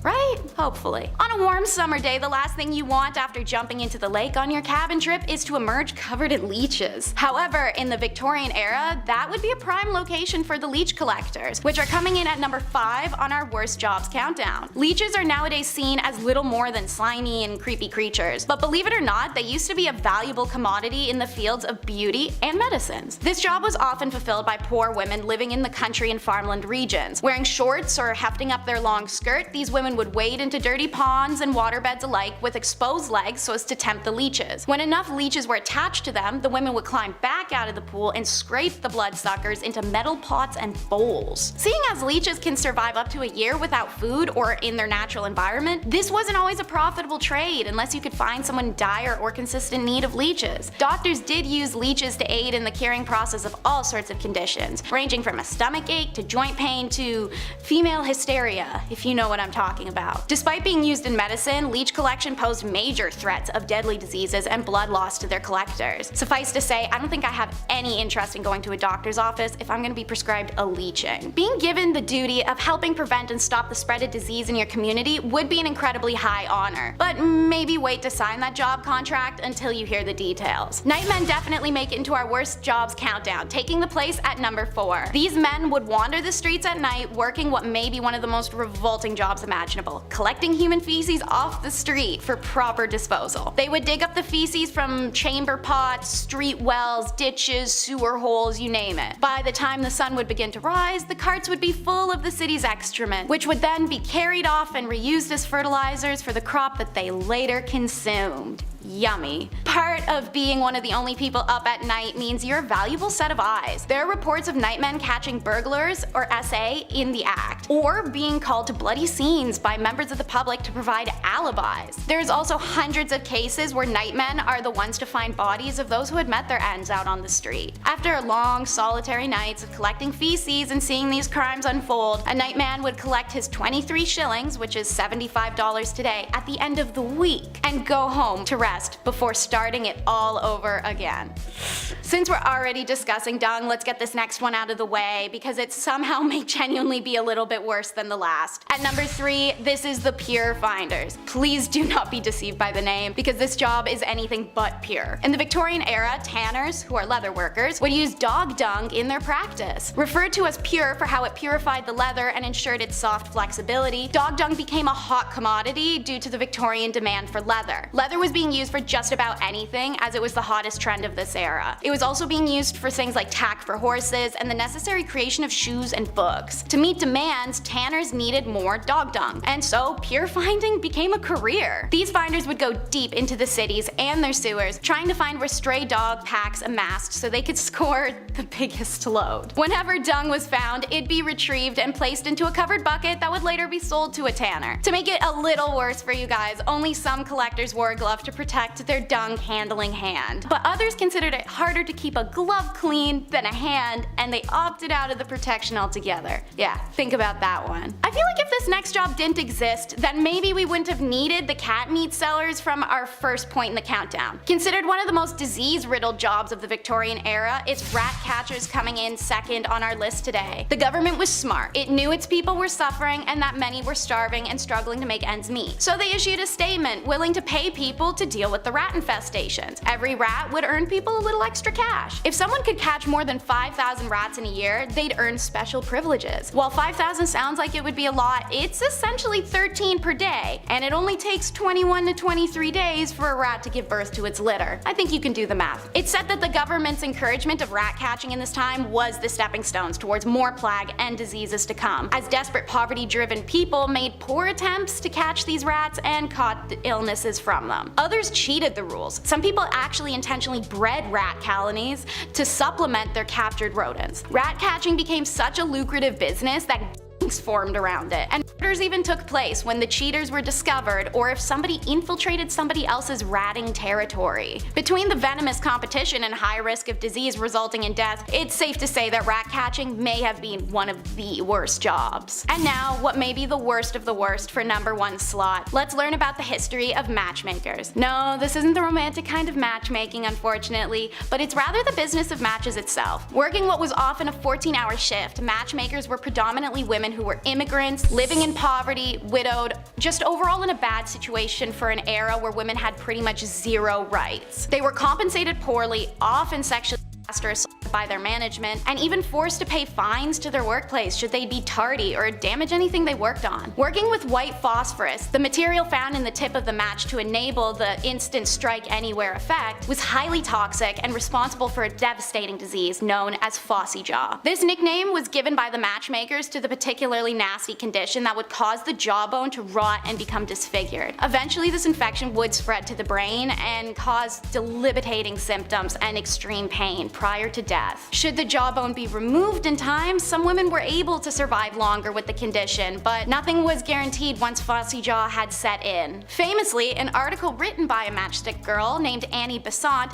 exposed the conditions of matchstick companies in London. Infuriated, the factory owners fired her and attempted to force signatures of their other staff, stating that they were happy with their working lives. Refusing to do so, by the end of the day, 1,400 women had gone out on strike. Their demands were eventually met, but only 20 years later. It wasn't until 1906 that white phosphorus was made illegal in the use of matchsticks in the UK. The matchstick girls were a revolutionary step towards the deliverance of women's right and autonomy, a journey that we're still on today. And at number 10 is jewelry making. Egyptians saw deep spiritual significance in their jewelry, but also had a love of aesthetics, and those two things combined to create some of the most unique and lavish jewelry found in history. Worn to ward off spirits, protect health, bring good luck, and more, there were even certain colors and designs that were associated to certain gods and powers. And so, Egyptian jewelers followed very strict rules regarding the mystical aspects of their jewelry creations. While a woman usually would not be a metal worker in Egyptian society, it was very common for her to be making jewelry. The tools were smaller and the process required less heat and thus less danger for her. Metalwork techniques included precious metal sheets that were cut and shaped, notched together. Wire work was accomplished through strip twisting. Pieces could be held together with this wire stripping system or crimping techniques. These strips were also how link chains were accomplished, as well as the securing of beads or the backs of earrings. And for jewelry designed exclusively for burial, the metal was often quite thin, as the jewelry of the deceased was not subjected to the wares of everyday life. Precious stones, ivory, real flowers, and shells were all common ornaments, as was name engravements, but it was more common with royalty. Jewelry makers were women of high status due to these contributions and the revelry jewelry held in ancient Egypt. For number 9,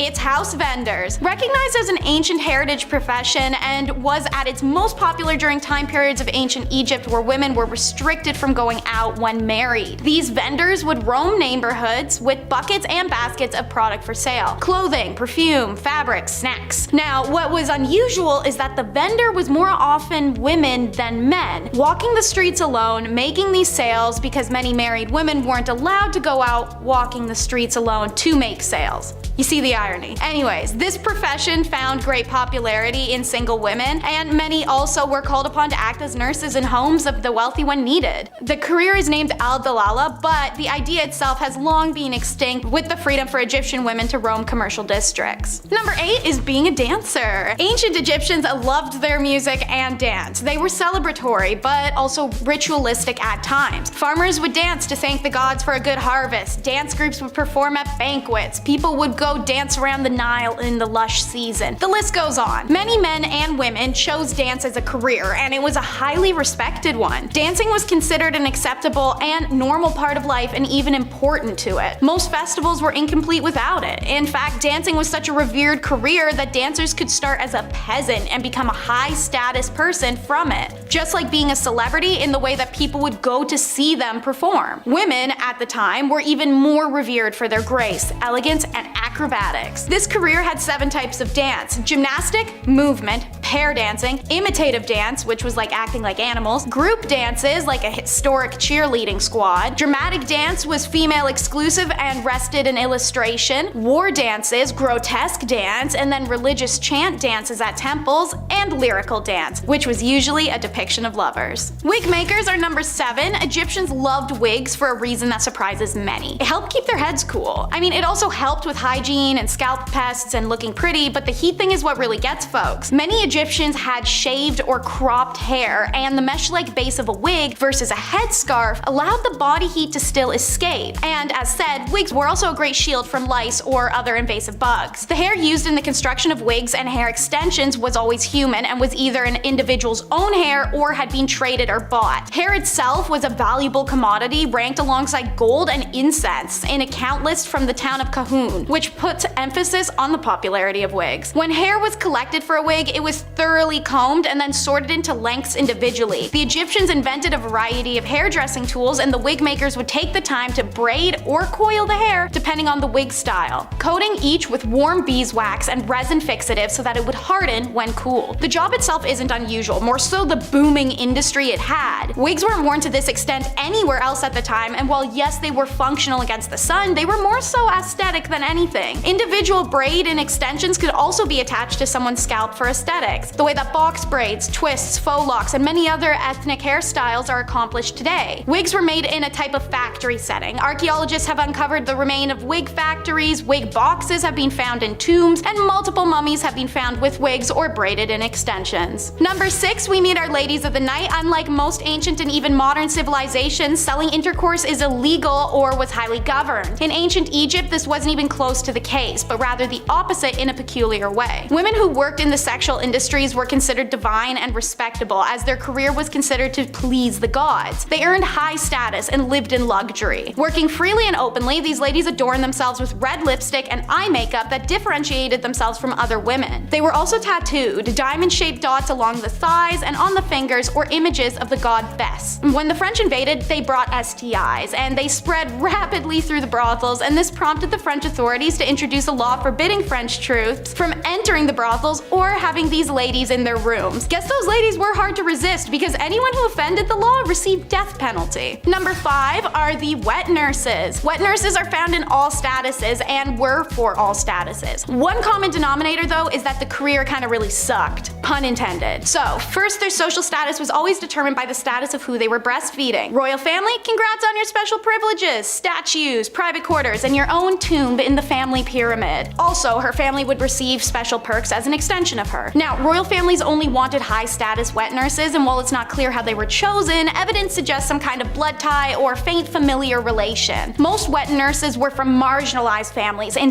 lower socioeconomic statuses and worked under conditions and pre-definitive wages. Wet nurse requirements for any status were intense. She'd have to have given birth at least twice, have a large but healthy body due to the belief that large bodies were more nourishing. Despite that, her breasts should be medium. Too small, not enough food. Too big, the baby's spoiled. In addition to all of these prerequisites, the wet nurse should be sweet-tempered, affectionate, and responsive to her charge. She should also abstain from intercourse because it could reduce her affection towards a child, and they also said no alcohol. A good call, knowing what we know now. Wet nurses were women exploited for the products of their bodies. As slaves, they were coerced for their milk. As lower social status women, they were employed for their bodies to enhance their inadequate domestic status. Even her own household suffered physically and monetarily if a wet nurse defaulted or failed a contract. On the same page, surrogates are number 4. This is a widespread practice in Egypt. The first story of surrogacy found in Genesis 16 of the Bible was the story of infertile Sarah having Egyptian Hagar carry her child for her and her husband Abraham. Even Egyptian pharaohs had used concubines to produce heirs. They often married their sisters or aunts, and children born of these marriages were most of the time not in great or functional health and wouldn't survive. Any child born of a concubine for a pharaoh was accepted as his lawful offspring. Now, they were quite limited in their rights, and they could only inherit the throne in case of the absence of another more entitled heir. Surrogates experienced similar contracts and status leveling as wet nurses. They were desired to be mothers already, have a bigger, healthier body, and naturally beauty was a desired element as well. Women of low status who made a career of surrogacy often died in childbirth or from hemorrhages due to the repetitive birthing process, but for some, it was the only career they could have. Priestess is number 3, and so while it was a male-dominated field, many women were employed as a priestess or a high priestess at the temples around Egypt. Mostly from upper status, many were married to the priests, which they owed their position in society. Despite this, they played roles in the temple rituals, such as servicing goddesses Hathor, Neith, and Pakhet, or working as dancers, musicians, singers, and acrobats in the temple. The most important priestess was known as the god's wife Amun. This woman was usually the daughter of the pharaoh or sometimes his wife. She usually held a very high position in court and performed important rituals to honor honor the god Amun. The priestess was in charge of managing the gods' affairs, attending to ritual dances and performances, shaking their rattles and rattling their necklaces, which were long and heavily beaded objects. By the beginning of the New Kingdom in 1550, the title Chantress of Amun was used, and it was usually the wives of the priests who gained these elevated positions as well. The concept of a woman as a priest was unheard of in many kingdoms. A high priestess and the reverence and traditions of female gods being led by women were unusual to outsiders of Egypt, who oftentimes restricted most priestly activities to just men. Number 2 is professional mourners. Okay, so here's a weird one. Professional or paid mourning is an occupation not only found in Egypt, but in China, the Mediterranean, and Eastern Europe. This practice is literally paying a stranger to attend a funeral to lament, deliver a eulogy, help comfort the family, entertain, or lay on the ground wailing. There's some range here, depends on what kind of funeral you want to have. These paid mourners made ostentatious displays, messy hair and smudged makeup, wailing, pounding on the ground or their chests, throwing themselves about as they smeared dirt and sand all over their body while they screamed. It's a full spectacle. Now, another depiction of the paid mourners in Egypt is a little more chill. 2 women impersonating the goddesses Isis and Nephthys. They were believed to play a special role in someone's death. Most inscriptions of a funeral where they are present as paid mourners, they are on each side of the corpse and their bodies are fully shaved. These women also had to be childless and have a tattoo of either Isis or Nephthys' name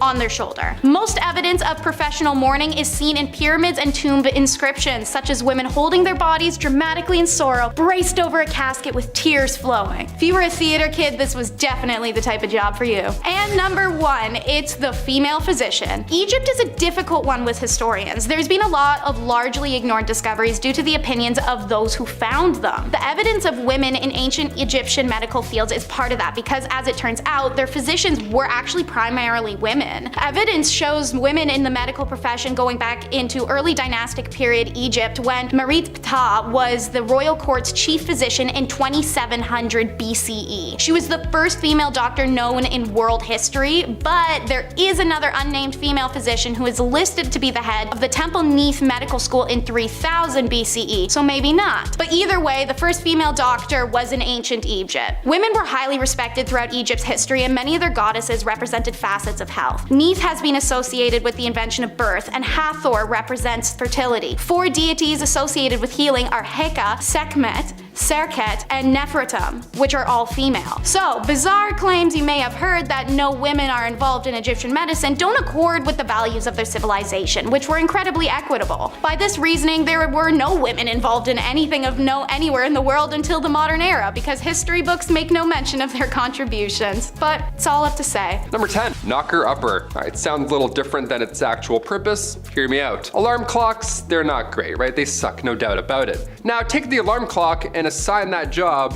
to a real life person. What does that look like? What does that sound like, rather, at 6 a.m.? That person is called a knocker upper, a person employed solely to wake up workers at mills and factories on those early morning shifts. Now, going from house to house using a long pole to knock on bedroom windows, that sounds like the best job ever, right? I can't close the list with this one. This is number 10, for sure. It's kind of fun. If you had this job, well, you're probably not alive anymore. I don't know, unless you live in a weird town. The people at the time were a lot friendlier back then than they are now, so, I'm sure the knocker-upper came around today. Be a little different. They'd probably be on World Star the next day. Knocker-uppers back in the day. Thank you so much for waking me up. I would have lost $14. Thank you. It was a big deal. It was definitely a big deal. Number 9. The linkerman. Before the introduction of gas lights on the streets of London, if you were traveling alone at night, well, you'd probably get lost. Because, yeah, even London now I'd get lost, you know what I mean? So that's where a linkerman would ideally come into play. They'd come in to save your night. What they would do is they would carry with them a torch to help guide your way home. They'd be like, hey, follow me, I know these streets, and then you do it, I guess. It's a little scary. At the end of this impromptu tour, they'd of course expect a little tip from you. Of course, thank you for lighting my path and getting me home. Cheers. Here's 1 nickel. It's actually a lot back then. Here's 1 penny. There we go. They weren't so bad. They were generally pretty helpful in getting you from point A to B, whilst also being able to see 1 foot in front of the other. That doesn't hurt, especially in Victorian London. You get to step on a dirty rat. That'll be gross. It's like a friend walking you home, only you don't know them, and it's the Victorian era, so probably pretty unsafe. 50-50 if you're gonna make it. And their charge was usually 1 farthing, or the equivalent of a quarter. The linkerman, like a lot of the jobs on this list, was actually featured in a lot of art and literature from that era. And there were even a couple couple famous linkermen, famous linkermans, like Lawrence Casey, for example, who was the personal linker boy for the courtesan Betty Careless. Imagine that, your arm must be so strong with that lamp all day. Ooh, it's just like, oh, I can't put it down. Number 8, ghost photography. 1800s ghost photography. Apparently it was a theme or a vibe, I don't know, but there are people that would take the photos of these ghosts. So at one point you would be hired as a professional ghost photographer. On paper, here's your tax returns, that's what I did. The camera, of course, was a hot new invention back then, so tales of ghost and spirit were easily believed, especially when you have a photo of a see-through woman. That probably helps sell your tale for sure. Like, ah, here she is. It's like, that's mom. That's definitely not, you just did that in the back room. I don't believe you. A big name in the ghost game was that of William Thomas Stead. He was born in 1849, so now he's for sure a ghost. Stead was the son of a Congregationalist minister, and at the age of 22, he was appointed as editor of the Northern Echo, which was a regional newspaper in Darlington. Yeah, this British medium, Richard Borsonal, featured a photo of W.T. Stead and a spirit. Imagine that. Imagine a day where somebody was awarded the Nobel Peace Prize and they also posed for photo ops with ghosts. Like, can we pick a lane? Science or not? What are we doing here? Number 7, grave designs. Graves, but make them cool, you know? Customize your own pit in the ground. That's fun, that's grim. In the late 1700s, cholera, bacterial infections, pretty much anything floating around your mouth and eyes, it was spreading and it was bad. Not a good thing to ingest. Not an ideal time in history. Many were biting the bullet at this time, of course, being gravely ill. But with this came a dark, new, fun trend. Yeah, here we go. The safety coffin. Yeah, let's make your own coffin, DIY. These coffins, God forbid, you were buried alive, while these safety coffins would allow the dead to rise again. Yeah, some Tony Stark guy in the back's like, if you push this, the body will pop back out and come to life. It's like, really? A lot of these coffins were built with extra comfort on the inside and of course a wire, the safety backup wire. This wire ran through the coffin, through the ground, and attached to a bell on the outside on the ground. So if somebody was walking by and they heard a bell ringing beside a gravestone, first of all, it's haunting, well, they know that something's up and they can get them out. But folks would get creative with their safety coffins. They would ask the inventor to make them crazy things, like a man named Robert Robinson from Manchester. He had some odd requests. He passed away in 1791, but he instructed his family and watchmen to open the special door on his coffin after he passed. The special door would reveal a layer of glass.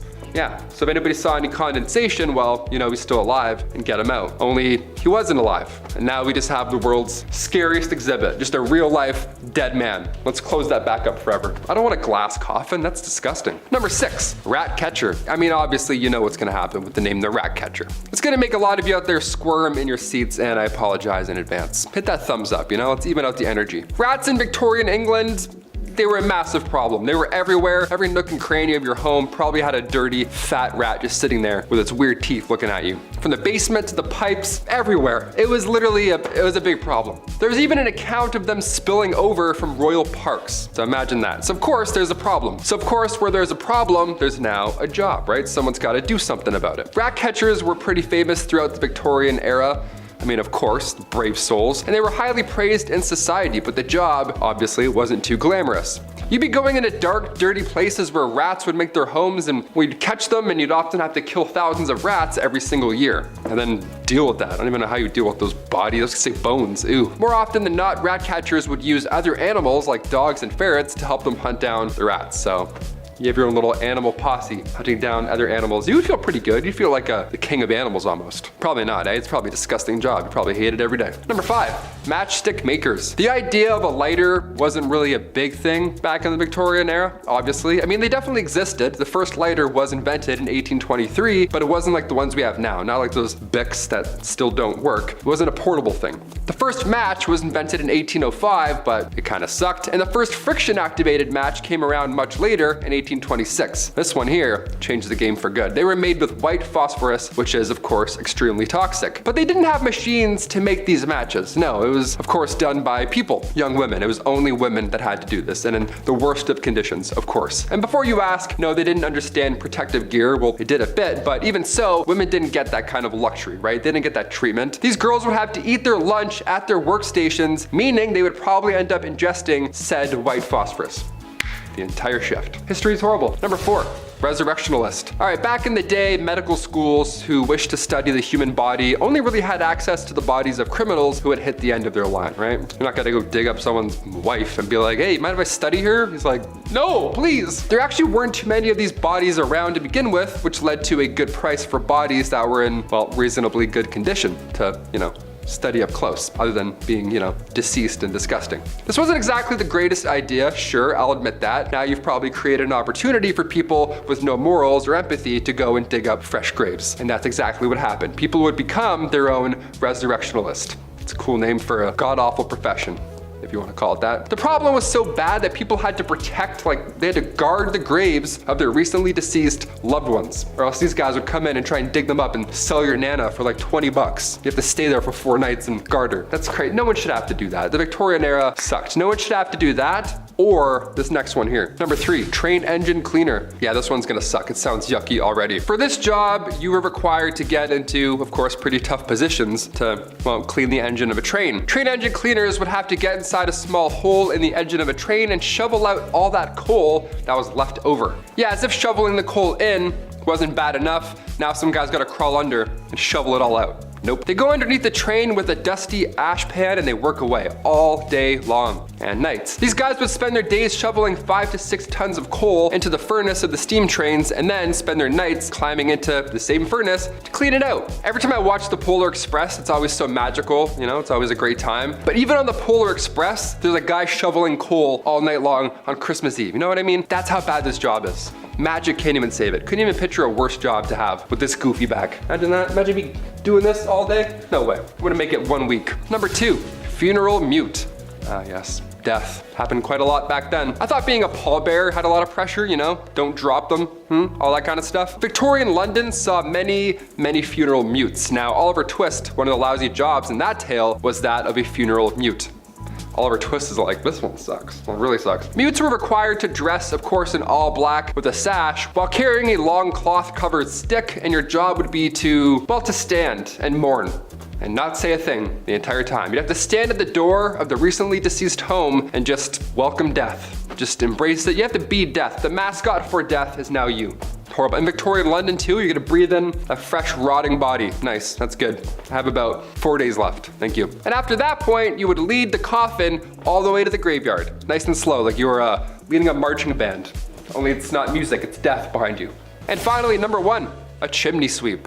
I remember doing this when I was a kid. Okay, I got some questions now. I'm gonna make some phone calls after this list. I had to do this when I was a kid, but back then it was a lot worse. It wasn't a chore, it was an actual job. This was a terrible job to have in Victorian London, obviously. Chimney sweeps were famously young men, guys. I can't say anything else here, but they were young lads.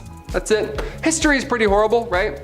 You could fill it in. 1840 was a good year, all things considered, because a law was passed that made it officially illegal for anyone under the age of 21 to climb in and clean a chimney. Nice. I was 18 cleaning my chimney at home. I had no idea. I could have busted out this law and been like, actually, 3 more years, Dad.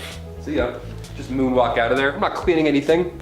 Just the kitchen for now. I'm not using that tiny little brush. Why do all chimney sweeps have a tiny brush? Give them a bigger brush, Number 10. Nightman. Now, the name Nightman sounds pretty cool, doesn't it? If you're part of the Nightmen, you might be a guild that watches over the dark, protecting people like a superhero team, fighters of the day man, master of karate and all that. Well, if only life were that cool. No, you definitely would not want to be a Nightman. A Nightman was a very polite name for a job that boiled down to guy who cleaned human feces out of the cesspit.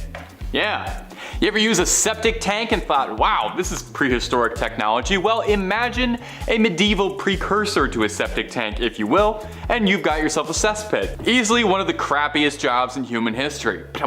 Now the name makes it sound like you'd only be doing this for a few hours, right? Were it so easy, humble Nightman. Nightmen would dig for weeks at a time gathering their goods, as they were usually paid by weight, not hours. Consider that, and then consider that any of the lovely amenities you and I have to avoid bacteria, masks, sanitizers, these guys had never even heard of and were shoveling stacks of crap by the literal ton with their hands and faces uncovered, huffing in unimaginable fumes. I imagine that's the kind of work that changes a man on the inside forever. Number 9. Fuller. Perhaps one step down from the humble work of shoveling refuse all day like a nightman is the honest life of a fuller. You see, a fuller's job was to remove the oils from cloth woven from sheepskin and wool. Wool, naturally waterproof thanks to the oils on the sheep's skin, but the underside is very coarse and easily frayed and therefore needed to be dealt with before it could be made into things. Nowadays, we would just use an alkaline solution, call it a day. However, back then, chemistry sets weren't really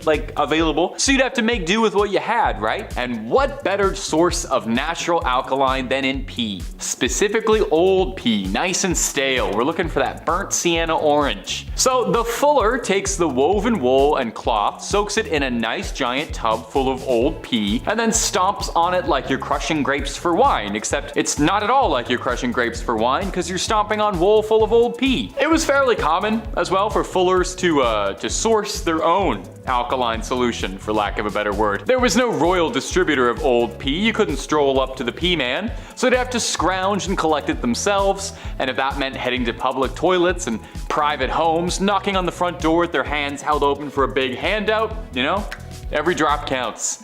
I can't believe I'm getting paid to say this. Number 8, a whipping boy. Have you ever heard the expression whipping boy? To be someone's whipping boy? I know I've certainly heard it a lot, but the history of it is actually pretty fascinating. It was a real position. And basically your whole job as whipping boy was to take the licks for a misbehaving royal. When you have an up and coming noble figure, a prince, a duke, this sort of thing, when they're being taught by their tutors, it would be an unimaginable offense to strike the royal for misbehaving, as their status was leagues above the tutors. But you can't have someone misbehaving without any retribution at all, right? A little negative motivation to push you to work harder and learn harder. That is where a whipping boy comes in. The whipping boy, sometimes a friend of the prince being taught, would be struck in front of the prince in order to motivate him to not commit the same transgressions. It seems a bit of a flawed system because from what I know of medieval European history, it's that kings and princes were rarely remembered for their generosity and compassion for their employees. Now, bizarrely, whipping boy was actually seen as a fairly desirable position since it meant you had like an in with the king. Yeah, definitely. I'm sure many young princes saw the guy who was being beaten over the head with a broom and thought, this man is my equal and my confidant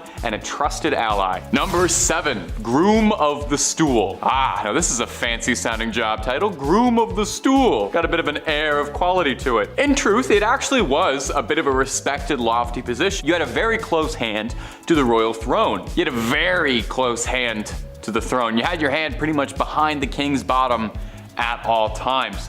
The groom of the stool, to put it gently, was the royal wiper. You see, there's no one bigger or more important than the king, right? The king is like a god amongst common men, and no god should have to debase themselves to something as absolutely humiliating, as dehumanizing as using the bathroom by yourself. So that's where the groom of the stool triumphantly strides in, washcloth in hand. You were kept on retainer whenever the king felt nature's call. You were instructed to fetch the chair and take care of business. And the wipe?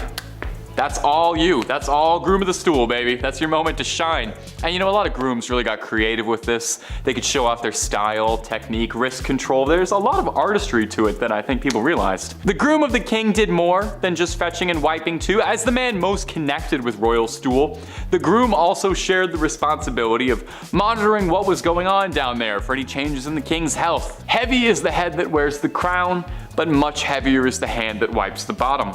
Number 6, catgut. Okay, in contrast to the last one that had a nice name, this one has a disgusting name, catgut. Way back when in yesteryear, they didn't have the same tools available to us now when crafting musical instruments, so they had to get creative. If you wanted to hear something beautiful on violin, you couldn't just head on down to Long and McQuaid and pick up a pack of strings. You'd need a guy willing to get his hands wrist deep in some catgut. Now, confusingly, no actual cats were involved, but plenty of sheep were. Violin strings were made of sheep's guts, and they would make the strings by twisting strands of sheep's intestines and innards together. Lovely. They'd have to be careful while butchering the animals to make sure they didn't accidentally harm any of the goods. This process would take hours at a time, from the butchering, the careful removal of the organs, and then they needed to be soaked in a wood ash solution to be clean since they were inside a sheep, and then stared at for a few hours to make sure nothing was going wrong, and then the drying process could begin.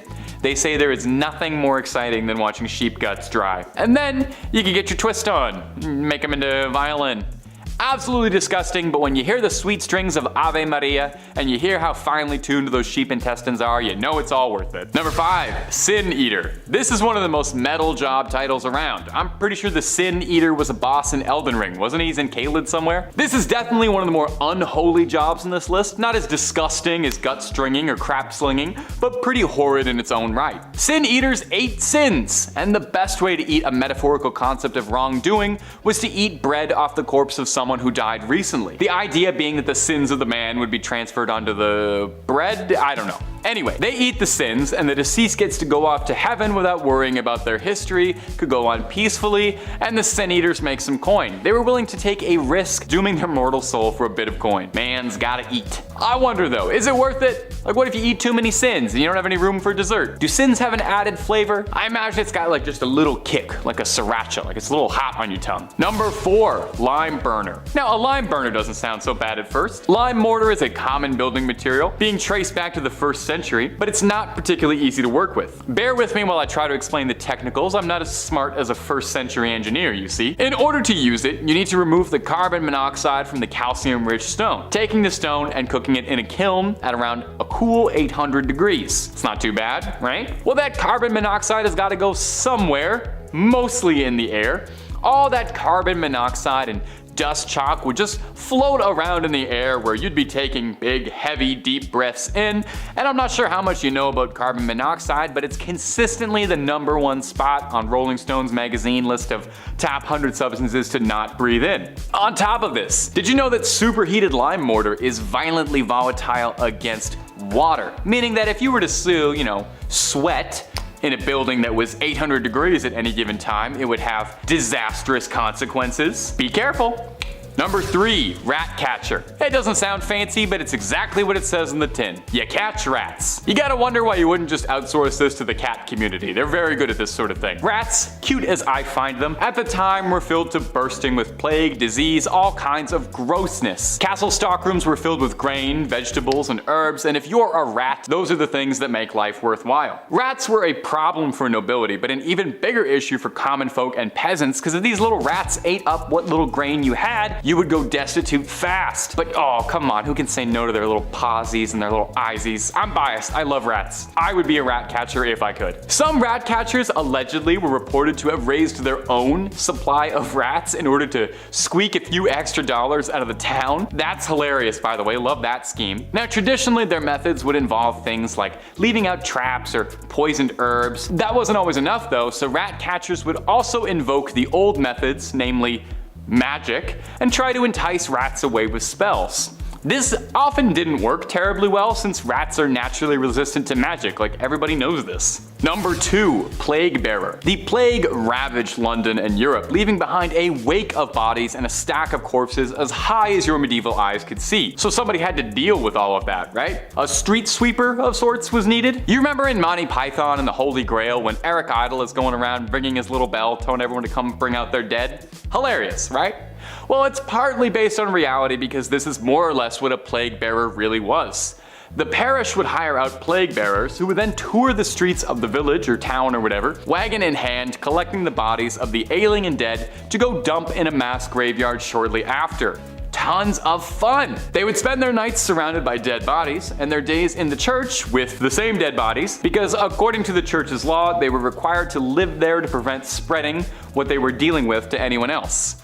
This might be history's first case of social distancing. And finally, at number 1 of the jobs you don't want is executioner. We've all heard of this one, and we're probably conjuring up a pretty vivid image of a burly, shirtless monster in a black hood with a big ol' axe or something, wielded by someone who can't get enough of their day job and love their passion of separating necks from heads. In actuality, medieval people weren't that psychotic, and most executioners didn't join the practice out of a love of the game, but were usually coerced into it. Some were butchers who were called to the job, some were criminals who could do the job in exchange for a reduced sentence, but most commonly, it was a family business. If your dad was the town executioner, it was very likely you would be next in line to wear the hood. Now, the downsides to this job seem immediately obvious. Unless you're super into bloodshed and death, it's probably not the cheeriest job. Seems like the kind of thing you'd take home with you, you know? Kinda hard to lay loose and relax after that. But you know what's worse than the weight of taking another man's life? social isolation. Executioners were not particularly well liked, looked down upon as outcasts, sometimes even forced to live outside of town. Well, you know what, executioner? It could be worse. You could be the groom of the stool, you could be a nightman, so count your blessings.